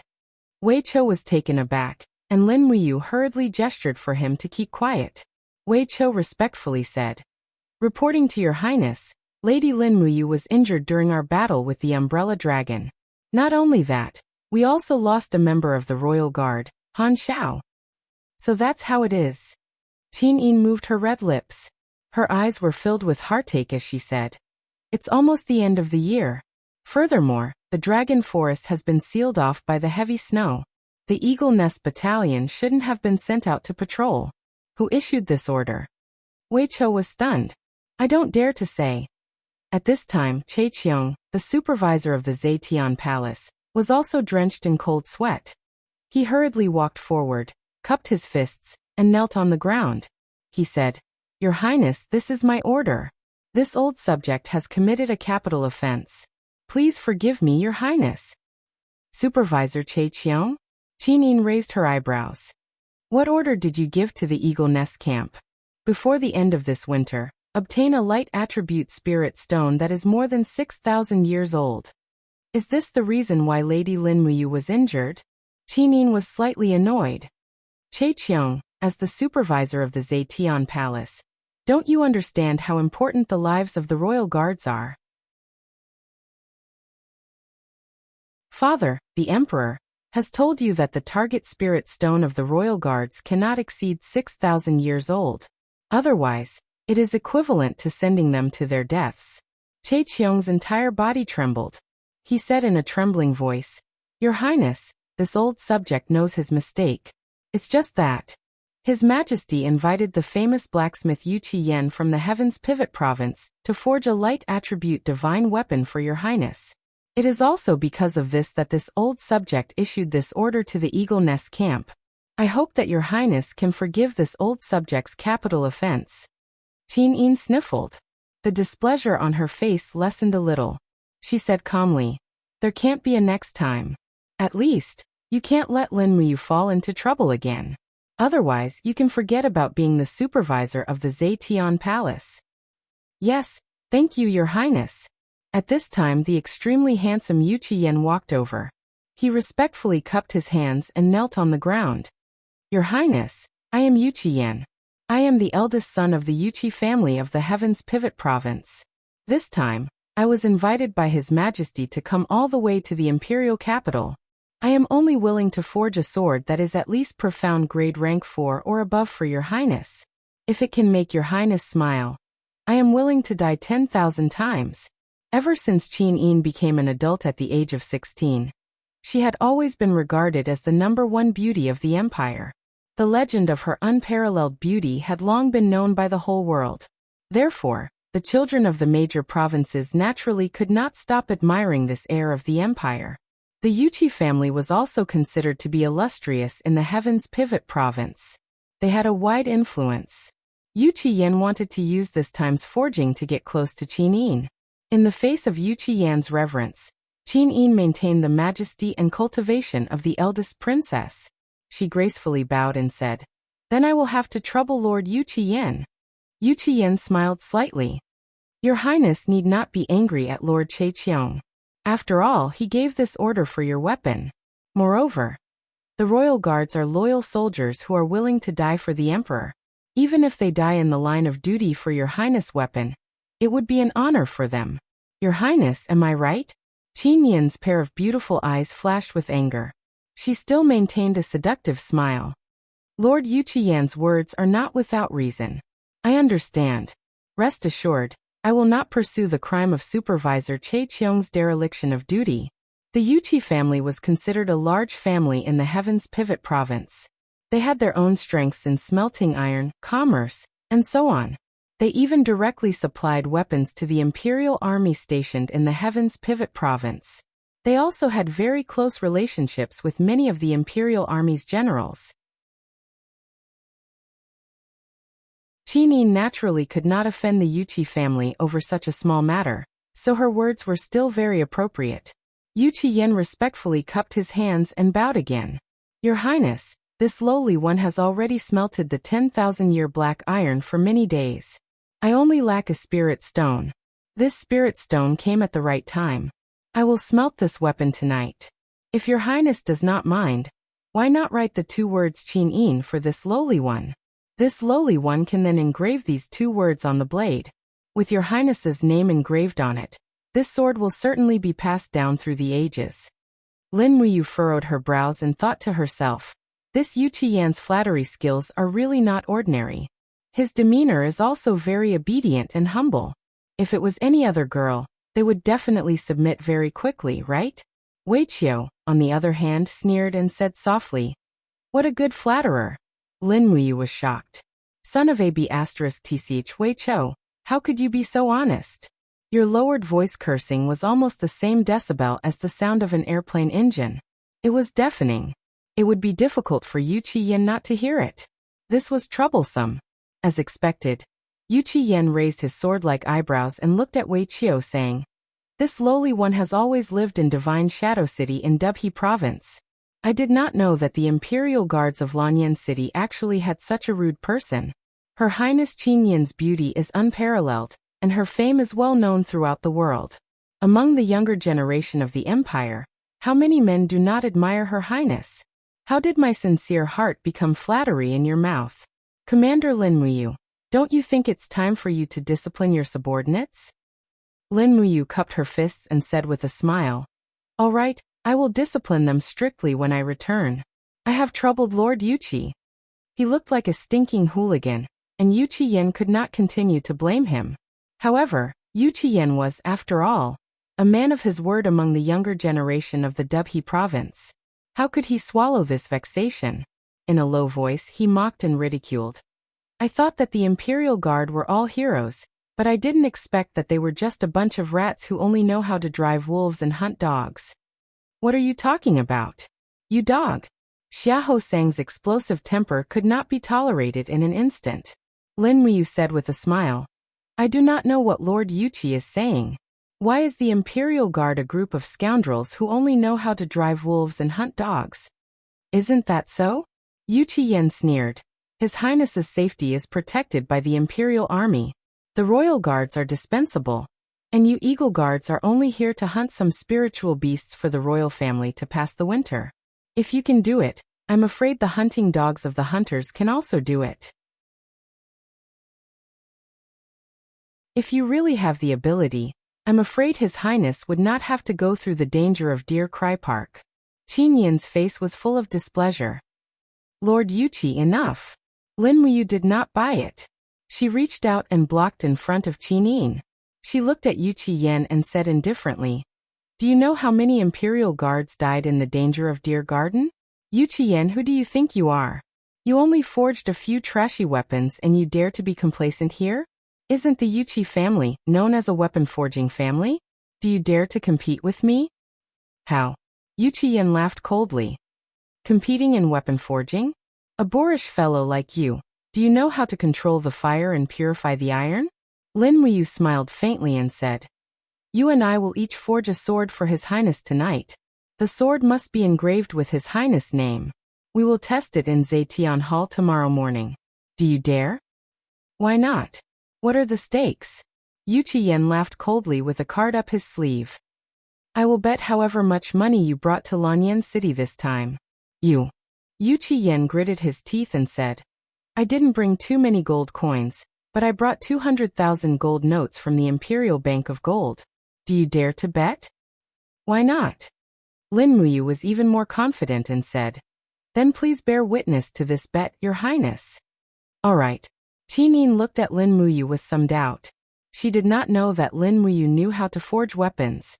Even Lin Muyu's weapons were bought by Qin Yin after he earned money from his alchemy skills. In truth, Lin Muyu did not want to stand out at first. He also wanted to hide the fact that he was good at forging, but Yu Qiyan was too overbearing this time.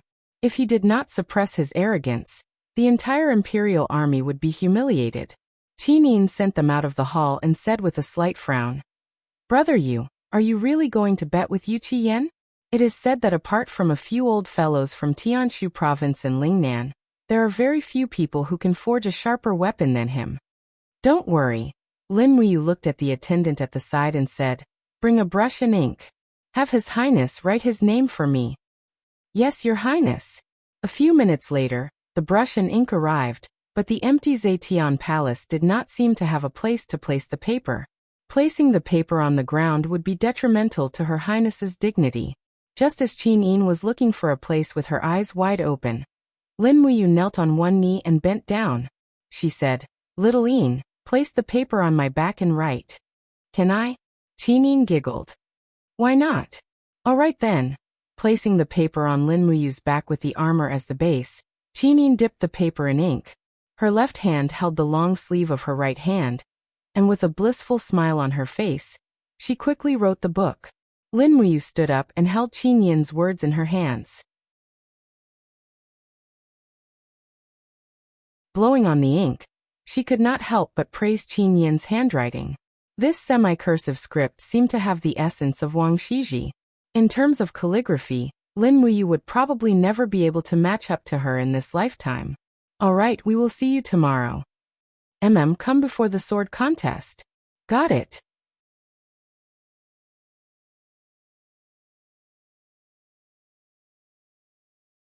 Chapter 190. After returning to the Eagle Nest camp in the afternoon, he immediately closed the gates and began forging. He still had some 10,000-year dark steel left from the Imperial Merchant Guild. Along with the Thunder Radiance Umbrella Dragon Spirit Stone, he believed that the forged weapon would not be inferior to Yu Qian's. At this time he felt a slight itch on his shoulder. The wound had already begun to scab over. The effects of the first-rank healing medicine were indeed frighteningly good. Wang. The treasure refining cauldron was brought out, and began to smelt the 10,000-year dark steel. Perhaps it was due to the increase in strength, but his battle aura had become purer. In less than an hour, nearly 30 kilograms of 10,000-year dark steel had been completely melted. Strands of starlight rose from the molten iron, and under the burning of the 6th-level heavenly flame, the purity was quickly refined. Not long after, the 30 kilograms of dark steel had become around 20 kilograms. This was also what Lin Muyu wanted to see. Although Qin Yin's cultivation was not ordinary, she was still a girl. The sword she used could not be too heavy, at least not as thick and heavy as her dragon spirit sword. She took out the 10,000-year umbrella dragon spirit stone and placed it into the treasure refining cauldron. After about 2 hours, the umbrella dragon spirit rushed out from the spirit stone and howled towards Lin Muyu. Dang! The treasure refining cauldron's flame barrier quickly repelled the umbrella dragon's attack. Lin Muyu pulled out the dragon spirit sword and slashed out with a roar.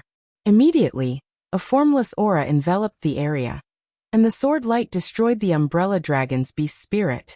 The beast spirit's power immediately surrendered and slowly sank into the molten iron. This was considered complete. Lulu, Lin Muyu called out and said, I want to forge a sword for Xiao Yin. Help me choose a sword model that is suitable for girls, the more elegant and refined ones. Lulu chuckled. All right. Fortunately, I brought along the weapon database when I transmigrated with you. There are many sword models. Lulu will help you select a few for you to choose from. All right. Not long after, a series of light screens appeared in front of Lin Muyu. Lulu picked out more than a dozen elegant and exquisite sword models, and almost every one of them was very beautiful. Finally, Lin Muyu chose one of them. The blade was ordinary in width, but it was very thin. Moreover, the body of the sword was engraved with a simple flower totem, which matched the shape of the empire's purple Inghua very well. Afterwards, Lin Muyu unfolded the handwriting of Qin Yin's name and said, Lulu, scan the outline of these 2 words and engrave them on the blade near the hilt. Is that okay? A piece of cake. Lulu's light form danced in the air above the paper, and very soon, the engraving of the 2 words Qin Yin appeared on the sword model. This sword was slowly taking shape. Lin Muyu closed her eyes and poured her spirit sense into the blade, starting to refine the compound edge. This kind of edge came from modern weapon forging techniques, but it was compatible with ancient weapon forging techniques. This was also one of the reasons why Lin Muyu's weapons were so sharp and sturdy. The dragon spirit had been tempered into a total of 10 compound edges, but perhaps because the iron and the purity of the refined soul weren't high enough, Lin Muyu couldn't continue after she had tempered 8 compound edges. However, it was still not bad. At the very least, this sword's grade was definitely far higher than the prairie fire sword. An entire afternoon was spent on this sword, and the forging was finally completed before dinner. Puchi. When Lin Muyu placed the sword into the pool, steam immediately filled the air. Lin Muyu reached into the water and fished out the sword. She smiled and said, "This sword does not have a name yet. Since little Yin's name is on the hilt, I will call it the Purpling Sword." Lulu chuckled and said, "And a good name." Lin Muyu channeled her strength into the purpling sword, and in the next moment, a golden dragon light appeared around the blade, proving that this sword had already entered the saint rank. "Congratulations, big brother. This is a 7th tier saint rank sword," Lulu said with a smile. Lin Muyu nodded with a smile. She found a scabbard that suited her ears better from the spare scabbard in the room, and sheathed it with a clang. The sound of the sword ringing lingered for a long time. It was indeed a good sword. In fact, it wasn't much inferior to Qin Jin's Desolation sword. Next was the real highlight. It was time to reforge the demonic noise saber. Drawing out the demonic noise saber from the pouch at her waist, she spread her hands and gathered her fighting chi between the blades. She controlled the demonic noise saber to form a 4-edged flying saber. This was the true form of the demonic noise saber, and it was also the form with the strongest killing power. It had an extremely strong penetrative and destructive power. However, against a true expert, the demonic noise saber would be useless. Lin Muyu took a deep breath and threw the demonic noise saber into the cauldron. He sighed inwardly. This is the famous weapon created by the famous General Feng Yi. What will it become in my hands? At this time, Wei Chao's voice came from outside. "My lord, it's time for dinner. Would you like to come out and eat something?" "No need, just leave dinner for me." "All right." Closing his eyes, Lin Muyu spread out his spiritual sense. He wasn't in a hurry to refine the demonic noise saber. He first sent his spiritual sense into the saber, analyzing its original design layer by layer. In the end, he discovered that the internal force of the demonic noise saber was extremely mysterious. There were layers upon layers, and the structure was actually somewhat similar to the molecular structure of a diamond. No wonder it was so sturdy. Lulu, record the original structure of the demonic noise saber. Later, we will refine it according to this method. Yes, big brother. At this time, Lin Muyu couldn't help but smile inwardly. Bringing Lulu along when he transmigrated was like bringing along a supercomputer. The reason why he was able to live so smoothly in Lanyan City was because of Lulu's contribution. The heavenly fire slowly lingered around the demonic noise saber. It didn't completely melt it, but refined and purified it layer by layer. It turned out that the person who created the demonic noise saber definitely didn't have such exquisite craftsmanship. In terms of purity, it was much inferior. Furthermore, Lin Muyu also discovered that the metal of the demonic noise saber was very mysterious. It didn't belong to the categories of dark iron, cold iron, or wrought iron. It was somewhat similar to the iron of the dragon spirit sword. It was an unknown metal brought by a meteorite from outer space, but its hardness and strength were undoubtedly strong. After about 3 hours of tempering, all the impurities in the demon noise saber had been purified. The entire demon noise saber had shrunk by almost a size. However, the blade was glowing, sharper, and more nimble. At this time, the crucial moment had arrived. It was time to refine the 13,400-year-old Sky Beast Spirit Stone. Lin Muyu took a deep breath. With a grave expression, she placed the Heaven Beast Spirit Stone into the crafting cauldron, as if she was facing a formidable enemy. Needless to say, the beast's soul backlash from this spirit stone would definitely be extraordinarily strong. In fact, Lin Muyu was already mentally prepared to fight to the death. Moreover, the heaven beast was beheaded by her in 3 slashes, so its hatred for her wasn't small. It wouldn't be easy to make this ferocious beast's soul completely submit to her. However, if she couldn't truly tame the heaven beast's soul, then the plan to reforge the demonic noise saber would be considered a failure. Roar, roar. The faint roar of the heaven beast came from the spirit stone, sending a chill down Lin Muyu's spine. The heavenly fire in the crafting cauldron lingered around the spirit stone like a skirt, burning and refining it inch by inch. The heaven beast's spirit stone was extraordinarily stubborn.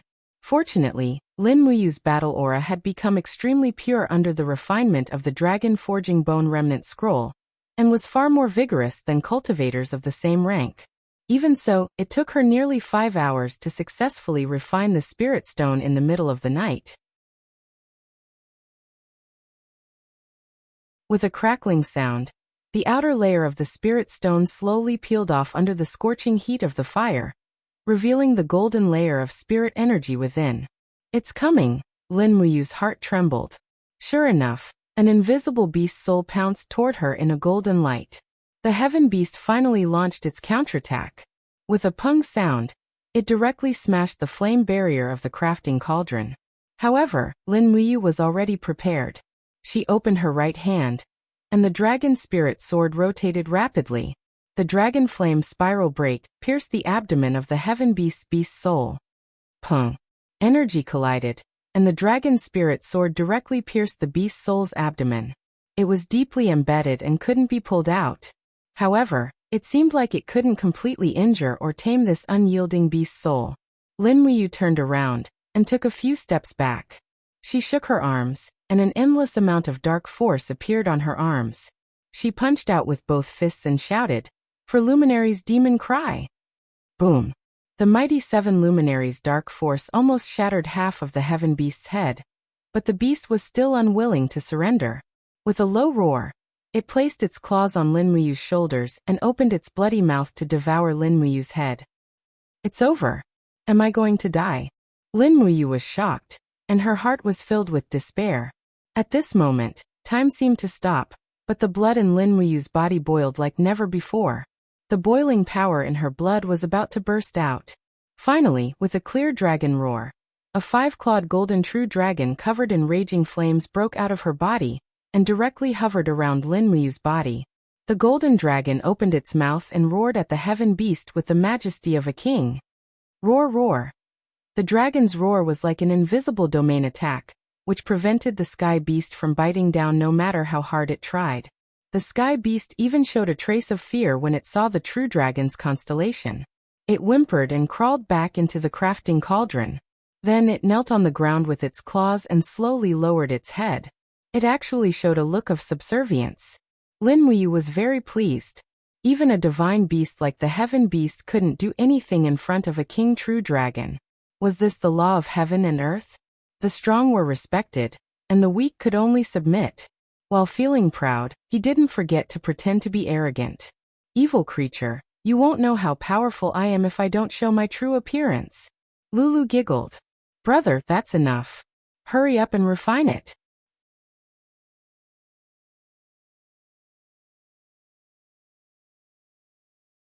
Chapter 191. After taming it, the heavenly fire lingered around the beast's soul, slowly burning it into starlight that seeped into the demon noise saber. At the same time, Lin Muyu's heart stirred as if she could feel the heaven beast's submission to her. The demon noise saber trembled slightly, and with a hum, a golden light flew out from the demon noise saber and transformed into a miniature version of the heaven beast. It arrogantly entrenched itself beside Lin Muyu's leg, and even raised its head to rub against his knee, acting like a spoiled child. Lin Muyu was secretly delighted. With a divine beast-level refined soul like the heaven beast guarding the demon noise saber, the lethality of this demon noise saber would definitely be incomparable to before. The tempering of the blade was abnormally smooth this time. It wasn't until Lin Muyu had tempered 12 compound edges that she felt she couldn't continue tempering. There was no doubt that this demon noise saber would be even sharper than the dragon spirit sword. The flames slowly dimmed, and the demon noise saber sank into the water to cool down for a moment. Lin Muyu picked it up again, and with a light grip, she could feel the resonance between the heaven beast's soul and herself. Her soul and the demon noise saber's refined soul had already harmonized. In other words, they had already signed a soul contract. As long as this demon noise saber was in Lin Muyu's hands, its power would multiply. What rank? Lin Muyu asked. Lulu said. 3rd rank Saint grade, 1 rank higher than the dragon spirit sword. Wow, Lin Muyu grinned and said. I wonder how powerful it is. Big brother will know once you try it. This time, there was no need to throw it. With a thought, Lin Muyu transformed her battle chi into an invisible force and infused it into the demon noise saber. The demon noise saber immediately flew out with a flash of golden light. Moreover, in its flight path, the demon noise saber actually became invisible with a shio sound, leaving only a sharp whistling sound. He's invisible. Lin Muyu was dumbfounded. Lulu said, "That's right, big bro. This demon noise saber is a light-type weapon because it refined the Sky Beast's soul. The Sky Beast's signature skill is to use the camouflage effect of the law of light to copy the light from its back onto its front, creating an instant invisibility effect. This demon noise saber is the same now. As long as Big Bro uses his battle chi, it can become invisible." Great! Lin Muyu was ecstatic. This was a true hidden weapon. Only an invisible hidden weapon could kill without leaving a trace. TSK. This demon noise saber seemed to have become a lethal weapon after being refined by the Heaven Beast. From now on, she had to be cautious when using the demon noise saber. If it wasn't a mortal enemy, she wouldn't use it. Because with the demon noise saber, killing became much easier. With a thought, the demon noise saber spun rapidly in the air, emitting a sharp whistling sound. After spinning several times in the room, it slowly came to a stop in front of Lin Muyu. Take it down, disassemble it, and put it into the knife pouch. Lethal weapon. Definitely a lethal weapon. At this time, Lin Muyu finally felt a little tired. She went out to eat something, then returned to her room to sleep. There were many things waiting for him the next day. First was the bet with Yu Qiyan, and second was the long-awaited sword duel conference. The ranking in the sword duel conference was secondary. The most important thing was the dragon talisman. A talisman that could command 10,000 troops was simply too important in this world. Not long after, Xiaochen fell into a deep sleep. He cultivated the forging dragon bone remnant scroll on his own. The golden martial spirit gourd faintly appeared above the chi si in his abdomen. It quickly absorbed and refined the spiritual energy of the night. The next morning, he woke up early. His complexion was much better, and the injury on his shoulder shouldn't affect him too much. Most importantly, Lin Muyu's strength had recovered very well. She could almost use more than 90% of her battle energy. The injury wouldn't affect her combat strength more than 10%, so she could almost fight for the championship of the sword duel conference. Breakfast in the morning was still the Eagle Nest Camp's military meal. 2 large flatbread and a large bowl of meat soup. However, perhaps because he was the commander of the camp, there were 7 or 8 pieces of wild boar meat in the soup. He didn't mind that much, so he ate and drank it in large mouthfuls. Only after eating and drinking to his heart's content would he be able to face the challenges of the sword duel conference today. After getting dressed, he leaped onto his horse, carrying 2 swords on his back. One was the dragon spirit sword, and the other was the purple blade sword that he was prepared to give to Qinin. Wei Chou and Xia Hosang personally accompanied him to participate in the sword duel conference, while the other 2 centurions of the royal guards were sent by Lin Muyu to pay their respects to Han Xiao's parents, wife, and children with 2,000 gold blade coins. This was also the rule of the royal guards. Once someone died in the line of duty, they would have to compensate them with 2,000 gold blade coins. In addition, according to Lin Muyu's instructions, they were to bring Han Xiao's family to the empire to settle down and ensure that they didn't have to worry about anything for the rest of their lives. Han Xiao's eldest son could even join the army when he came of age and receive the lowest rank in the empire's army. The viewing platform in front of the imperial city was filled with soldiers and commoners. There was no end in sight. It was said that the emperor and the princess would personally attend the sword duel conference today. So many commoners were hoping to catch a glimpse of the emperor and her highness. Of course, there were also some people with ulterior motives who wanted to kill the emperor and usurp the throne. Thus, the area within 200 meters of the viewing platform was heavily guarded. Only the descendants of the aristocratic families and members of the empire's army were allowed to approach. Commoners had to watch from a few hundred meters away. This was something that could not be helped. Wei Chou walked in front and shouted softly, "Please make way, let us pass." This group of people were all wearing the armor of the royal guards. Logically speaking, Wei Chou could have shouted at the commoners to retreat, but he didn't do so. This was probably related to his birth as a commoner. Lin Muyu liked this feeling because she liked subordinates who didn't take advantage of their power to bully others. They walked all the way into Zetian Palace. The moment they arrived, Chu Huayin came over and smiled. "You're finally here. Hurry up, Her Majesty, Her Highness, and that Yu Qiyan are all waiting for you. Ah, is that so? Lin Muyu smiled as she dismounted from her horse and entered Zetian Palace with Chu Huayin. In the main hall, all the civil and military officials were present. Feng Jixing, Zhen Yifan, Luo Xing, Qin Lei, and the other important civil and military officials stood closest to the throne. Lin Muyu was led by Chu Huayin along the red carpet in the middle, and directly stood next to Feng Jixing. When he raised his head, he saw Qin Yin sitting on the throne beside the throne. She was dressed in a very ladylike princess dress, and she stuck out her tongue at him. She was originally a peerless beauty, but at this moment, her girlish demeanor made the group of officials fall head over heels for her. At this moment, no one doubted that Qin Yin wasn't the most beautiful woman in the empire. Qin Jin smiled and said, You're here? I heard that you made a bet with Yu Qiyan from the Yuqi clan yesterday, to see who could forge a better weapon for Her Highness Yin. It just so happens that I'm here today to witness it with my own eyes. Lin Muyu nodded and took out the purpling sword wrapped in black cloth from her back. She smiled and said, This sword is called the purpling sword. If you like it, Xiaoyin will like it. Yu Qiyan laughed coldly and walked forward. He held a long sword in a white jade scabbard and said, Purpling sword? The name isn't bad, but I don't know if its character is up to par. This Ling Yu sword of mine, it's definitely 1,000,000 times better than the purpling sword. Is that so? How are we going to compete? Lin Muyu asked with a smile. Yu Qiyan seemed to want to humiliate Lin Muyu on purpose. He said, How about you and I, one person and one sword, fight with all our strength?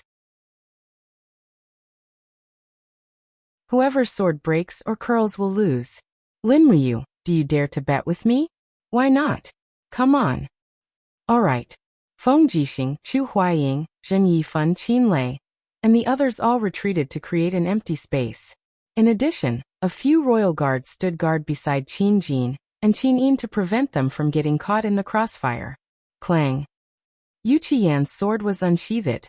The blade was sparkling like jade, transparent and resplendent. It was indeed a good sword, but it seemed to be only a mysterious rank weapon. At this time, Yu Qiyan let out a low roar. Suddenly, true qi dispersed in all directions. He actually released his own martial spirit, which was in the form of a flame. For a moment, the spirit jade sword issued a clear sword cry. Looking at Lin Muyu, Yu Qiyan's eyes were full of disdain. What, you don't dare to draw your sword?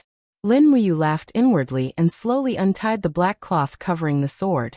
Although the scabbard was exquisite, it was plain and unadorned compared to the other's white jade scabbard.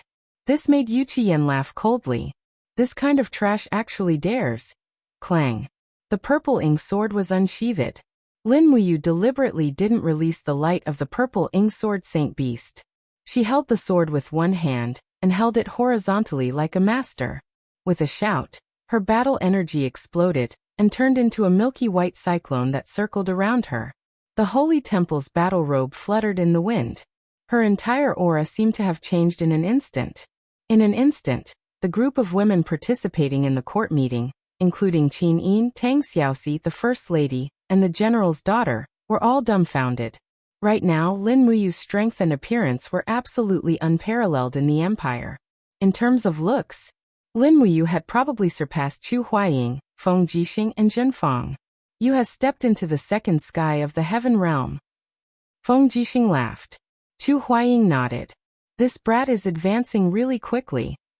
At this moment, an envoy dressed as a foreigner couldn't help but exclaim, The strength of the great Qin's royal guards is truly invincible. Qin Jin gently stroked his beard, his eyes full of praise and gratification. The son he wanted was someone like Lin Muyu. The Qin Empire didn't need sheep, it only needed lions. Come on. Lin Muyu looked at Yu Qiyan provocatively. Yu Qiyan knew that he couldn't compare to Lin Muyu in terms of strength, but a clash of weapons didn't rely entirely on strength. Lin Muyu's sword was simple and unadorned. Although it looked elegant and refined, it was definitely not useful. He still had a chance. Ha! With a loud shout, Yu Qiyan raised his sword and slashed forward. His true qi was instantly raised to the peak. Lin Muyu rushed forward, and in the blink of an eye, her battle energy surged into the sword. Immediately, a golden dragon coiled around the blade.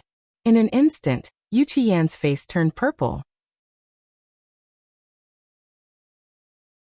He knew he had lost. Clang! They brushed past each other, and a clear sound rang out. Yu Qian's spirit jade sword had been broken into two under the head-on collision. How? How is this possible? The spirit jade sword is a mysterious grade 3rd stage. Yu Qian withered like a frosted eggplant.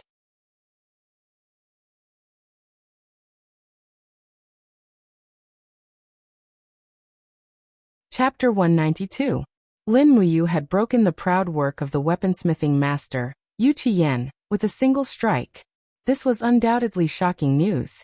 Many important officials had thought that Lin Muyu, a member of the Imperial Guard, would definitely lose, but no one had expected that Lin Muyu would win so cleanly. The Yuqi family's treasured sword had not been damaged, but had been directly broken and destroyed. Mu has indeed won. Tang Xiaoxi stood behind Feng Jixing in her position as a princess. She was dressed in a fiery red embroidered princess robe, and looked very beautiful. She was also the first person present to speak. Perhaps she was the only one who was full of confidence in Lin Muyu. Beside the emperor's throne, Qinin also covered her mouth and laughed. Imperial father, you are the witness. Shouldn't you announce the results? Qin Jin recovered from his shock and smiled. As the witness, I now announce that Lin Muyu has won the competition. Then, according to the previous bet, Lord Yu Qian will have to pay the Imperial Guard, Lin Muyu, 200,000 Jinin coins. I heard that the Yuqi family has been operating in Heaven's Pivot Province for many years. 200,000 Jinin coins should be a small token, right? As your majesty has decreed. Yu Qian's face was deathly pale.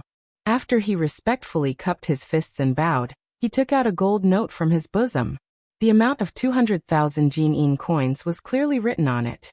It was also stamped with Yu Qian's handprint and personal signature, as well as the Yuqi family's seal. With this, the gold note was in effect. He presented the gold note with both hands and said with a cold look in his eyes, Lin Muyu, this is what you deserve. Lin Muyu took the gold note and stuffed it into her cosmos sack. She cupped her fists and smiled. Thank you, Lord Yu Qian, for your reward.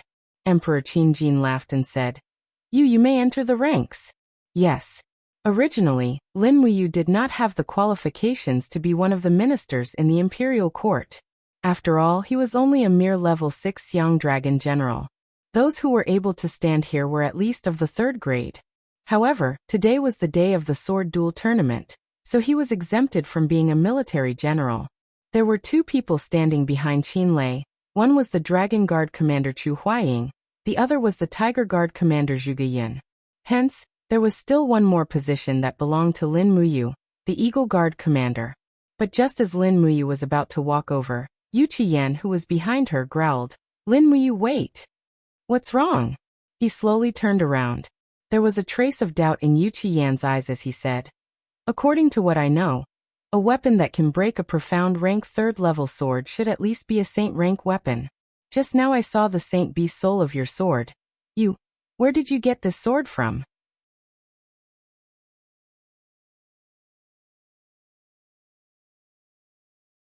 It was very beautiful, and after cutting Yu Qian's sword in half, there wasn't even a scratch on the edge of the sword. The 8 compound edges were not fake. Do you like it? Lin Muyu asked with a smile. Qin Yin sheathed the sword and caressed the sheath lovingly. She said, Mem, I like it. Thank you, big brother Yu. As long as you like it. I'm going to join the ranks. In a while, big brother Yu, do your best at the sword duel tournament. Got it. Thank you, your highness, for your encouragement. Lin Muyu smiled lightly and returned to Qin Lei's back. He didn't show that he was overly intimate with Qin Yin in the hall. After all, this wasn't a good thing. Qin Yin was her highness, and who knew how many princes and nobles were thinking about this heir to the empire. The closer Lin Muyu and Qin Yin were, the more enemies they would make. With the current situation, Lin Muyu didn't want to attract more jealousy and hatred. After all, his strength was still not enough. If it was the Longdan army camp that had developed and was able to have 100,000 elite troops, then Lin Muyu could be unscrupulous. Before his strength was not enough, he should first endure. This was the first principle that Lin Muyu learned in this world. Qin Yin held the Ziyin sword and returned to the emperor's side.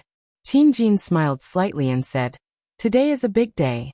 The sword duel tournament that is held once every 3 years. All the outstanding talents of the empire will participate in this banquet. I wonder who will get the dragon talisman this year. Let's go. My beloved subjects, follow me out of the Zetian Palace, and to the viewing platform." "Yes, your majesty."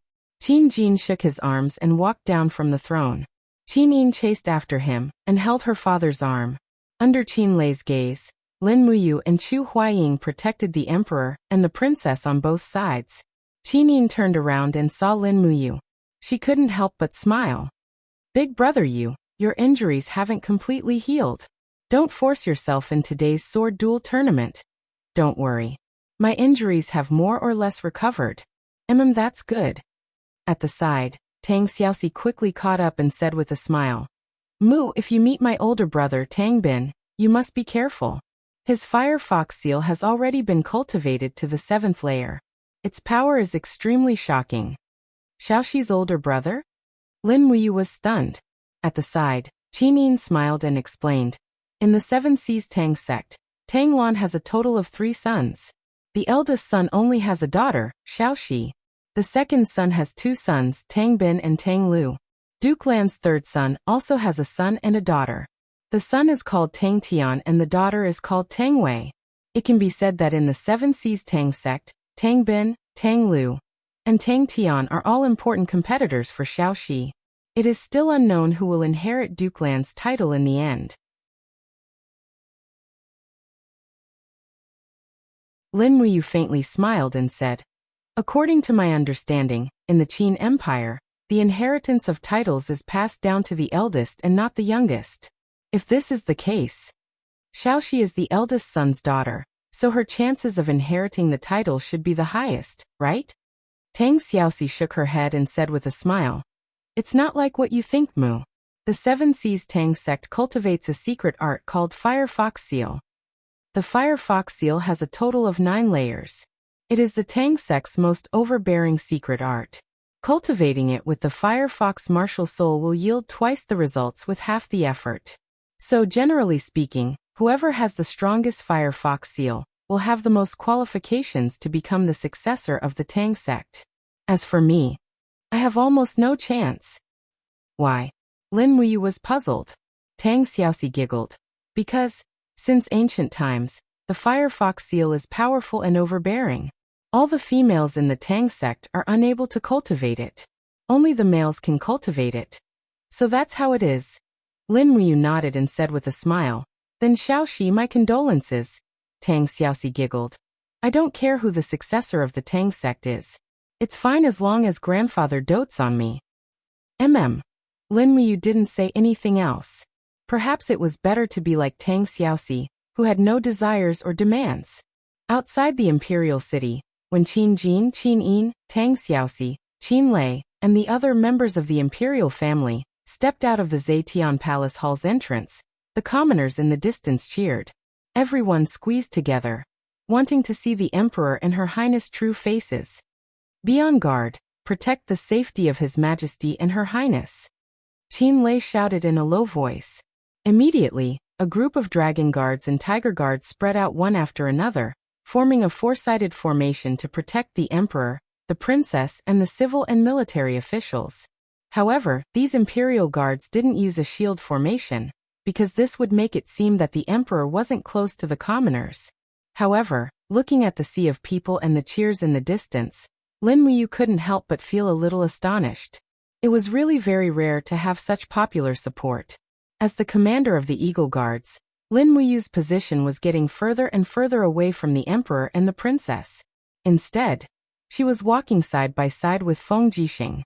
Both of them had long swords strapped to their waists, their hands on the hilts of their swords, and their heroic white robes fluttered in the wind, looking very beautiful. Looks like His Majesty can also be considered to have the support of the people, Lin Muyu said softly with a smile. The corner of Feng Jixing's mouth curled up, and he said, "Ever since His Majesty ascended the throne, It can be said that he has proclaimed benevolence and virtue to the world. Although he fought in the north and south in the early years, he never raised taxes. Under the protection of the imperial capital, the weather in the 8 northern provinces is smooth, and there hasn't been any war for more than 10 years. The commoners live and work in peace and contentment, so naturally they will support this good emperor. I see. Lin Wuyu wanted to say something, but she stopped herself. In fact, everyone understood that Qin Jin was more than benevolent, but lacked the authority of a monarch. Otherwise, there wouldn't be such undercurrents surging in the imperial army.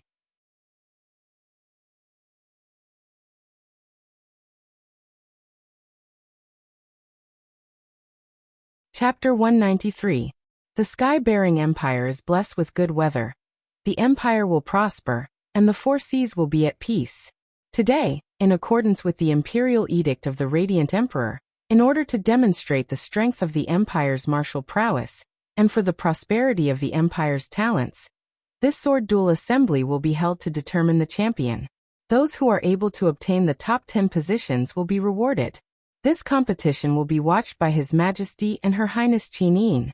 There are a total of 47 participants, and they have gathered the talents of the 12 provinces. After the eunuch finished reading the imperial edict, 2 royal guards immediately carried a huge wooden board and placed it on the viewing platform. On the board, there were names written in golden paint. There were a total of 47 participants, and the names of the participants were displayed in front of her. Lin Wuyu looked at it from afar. Fortunately, her opponent in the first round wasn't Chu Huaying, Feng Jixing, or Qin Lei. Instead, it was a person called Ouyang Jingtian. She didn't know where he came from, but she just needed to beat him up. Dong dong dong. A battle drum made of cowhide thundered, and a formless killing aura instantly filled the viewing platform. All the participating martial artists had already gathered around the viewing platform, and they were verified by the officials of the Zetian Palace Hall. After that, they waited for the start of the competition. This process was slightly tedious, but Lin Wuyu had a lot of patience. She sat on the cold stone steps and looked at the officials around the viewing platform with an indifferent gaze. The viewing platform surrounded the stage in a fan shape. Qin Jin, Qin Yin, and the rest were sitting in the center under the protection of the royal guards and Chu Chu. On the 2 sides were the viewing areas for the officials and nobles of the empire. Many noblewomen were wrapped in fox fur scarves, and their bodies were trembling as they watched the battle. They even ordered their servants to serve them fruits and fragrant tea from time to time. It felt like an arena. Lin Wuyu couldn't help but snicker. She had accidentally become a performer to please others. She really didn't expect it. Not long after, the eunuch announced with a loud voice, "The sword duel assembly has officially begun. The first round, the first group, will be led by the commander of the imperial army, Feng Jixing, against the expert from Swift White Province's Sunset City, Luo Jingtian." Feng Jixing lifted his long saber and leapt onto the stage. His eyes were indifferent. The wind cutter saber was surrounded by a dense purple radiance. Streaks of lightning darted around the saber. Feng Jixing had already released his purple electric flame wolf martial soul the moment he stepped onto the stage. It was clear that he was going all out. Although Luo Jingtian was below the age of 35, he already had a beard. He cupped his fist and smiled. "I never thought that I would encounter General Feng in the first round.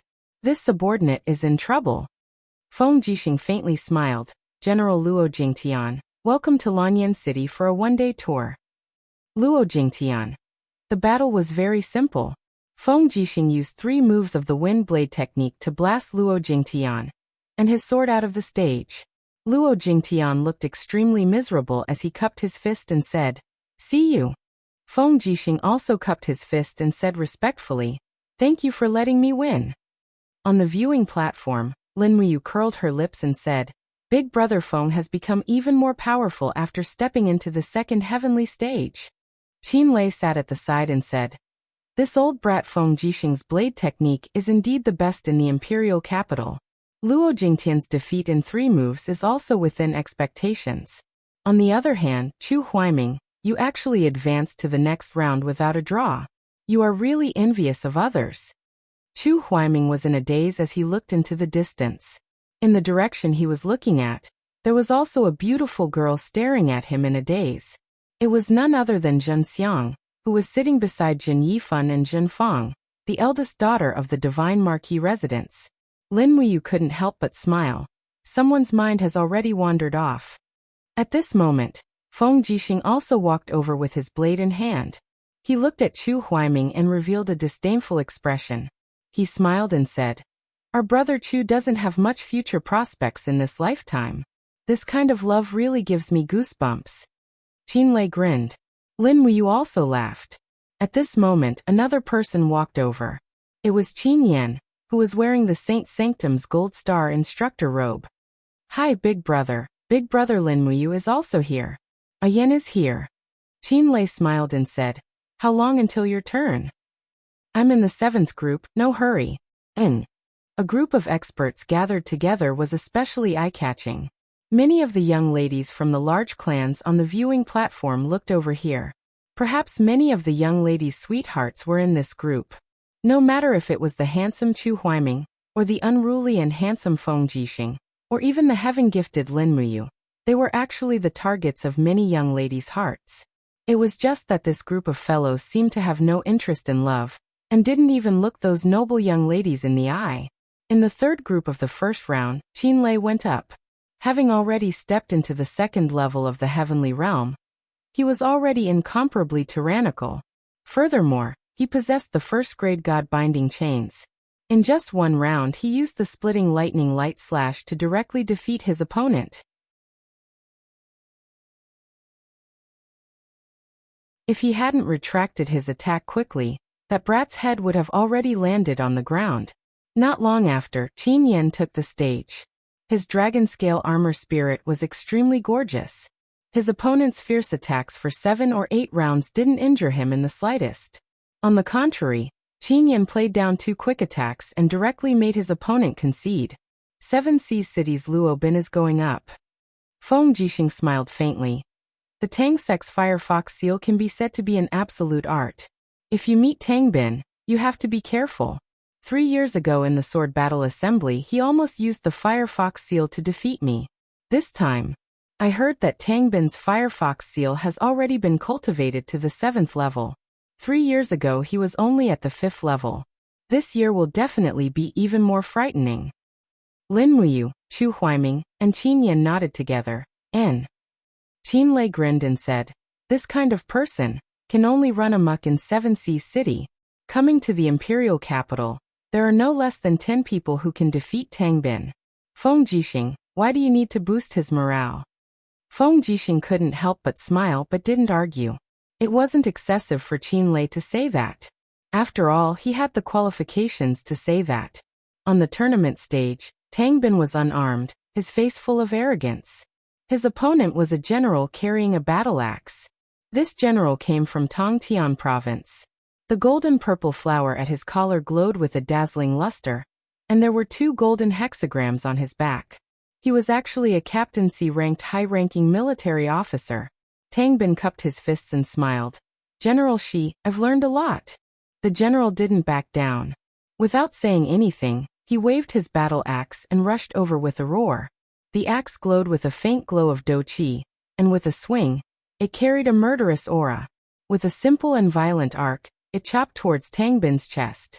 Just as he was about to succeed, Tang Bin suddenly leaned back. It was actually a beautiful iron bridge. Roar! The Firefox martial spirit cried out, and flames began to linger on his battle boots. Tang Bin took the opportunity to kick the opponent's wrist, and with a wong sound, the battle axe flew out of the opponent's hand. Tang Bin then flipped himself up, and with his feet on the stone floor he punched out several times with his fists. The attacking general could only raise his arms to block, and the pung-pung-pung sounds of battle chi colliding could be heard. The general could only raise his arms to block, and the pung-pung-pung sounds of dou chi colliding rang out. Both of them were at the 1st level of the heavenly stage, but the general didn't even seem to have the strength to retaliate. Just as his defense was broken, Tang Bin suddenly opened his right palm, and a Firefox imprint gushed out from his palm. He shouted in a low voice, Heaven Rush Imprint. 1. Flames erupted, and a fiery imprint directly penetrated the general's chest armor. Immediately, the general retreated a few steps, his face pale as he knelt on one knee. The do chi on his body had actually been scattered in one blow. In a trembling voice he said, I lost. The Firefox imprint indeed lives up to its name. Tangbin cupped his hands and said with a smile, "Thank you for letting me win." Lin Muyu frowned and said, "What a mysterious Firefox imprint. Its power seems to be very violent. If Xiaoxi could also master the Firefox imprint, I wonder who would be stronger than Tangbin." Feng Jixing said with a smile, "Princess, she is a girl. I'm afraid she will never be able to practice the Firefox imprint." Maybe. Lin Muyu looked at Tang Xiaoxi from afar, only to find that Tang Xiaoxi was also looking at her. Lin Muyu rubbed her nose and smiled at Tang Xiaoxi from afar. Immediately, Tang Xiaoxi's face turned red, and she hurriedly lowered her head. She didn't dare to look at this smelly hooligan, who dared to tease her. In the 13th round, it was finally Lin Muyu's turn to fight. Yu Ouyang Jingtian is a famous expert in the Five Valleys city of the Tsangnan province. You have to be careful. I heard that Ouyang Jingtian has exquisite swordsmanship. Feng Jixing kindly reminded. Lin Muyu nodded and smiled. "Thank you, big brother Feng, for the reminder." Qin Lei said with a smile. "Feng Jixing, don't worry about you. Don't you know his strength? Ouyang Jingtian is nothing. He can only be considered unlucky to meet you." At this time, the eunuch walked onto the stage and announced loudly, "Next group, the commander of the Eagle Nest camp of the Imperial Army, Lin Muyu, will fight against the swordsmanship expert from the Tsangnan province, Ouyang Jingtian." Lin Muyu carried the dragon spirit sword and went onto the stage. Immediately, many people on the viewing platform exclaimed, "Wow, that's Lin Muyu, the Imperial Guard that rescued the Emperor in Dear Song Yuan. How can such a handsome gigolo be so powerful?" Unfortunately, Lin Muyu's spiritual pulse technique was so powerful that she could hear the words of this group of people. For a moment, she felt very depressed. She could only use her strength to prove that she was not a gigolo. Ouyang Jingtian was a 30-years-old man. He was dressed in light clothes. His fingers were long and slender. He held a long sword that was shining brightly. His whole body was brimming with the demeanor of a grandmaster-level expert. Of course, this was only limited to the Tsangnan province. As for the Lanyan city, no matter how powerful his swordsmanship was, could it be more powerful than the Sword Elder? Lin Muyu's 4-elemental imperial sword was inherited from the Sword Elder. Clang! Ouyang Jingtian pulled out his long sword and said with a faint smile, "Madam Lin Muyu, I, Ouyang Jingtian, have learned a thing or two." Lin Muyu held her long sword and cupped her fists. "Please enlighten me." "Xiao." Ouyang Jingtian thrust his sword forward. The blade was surrounded by faint true qi. This was an expert who had not stepped into the heaven realm. For a moment, Lin Muyu changed her mind and directly used the scabbard to block. The moment Ouyang Jingtian's long sword was knocked away, Lin Muyu swept her long sword with the scabbard. Ouyang Jingtian spun his body in the air and did a somersault. He thrust his sword 4 times in the air. It was very swift and fierce. Lin Muyu directly called out her martial soul. The wall of the gourd rose. At the same time, she raised her arm.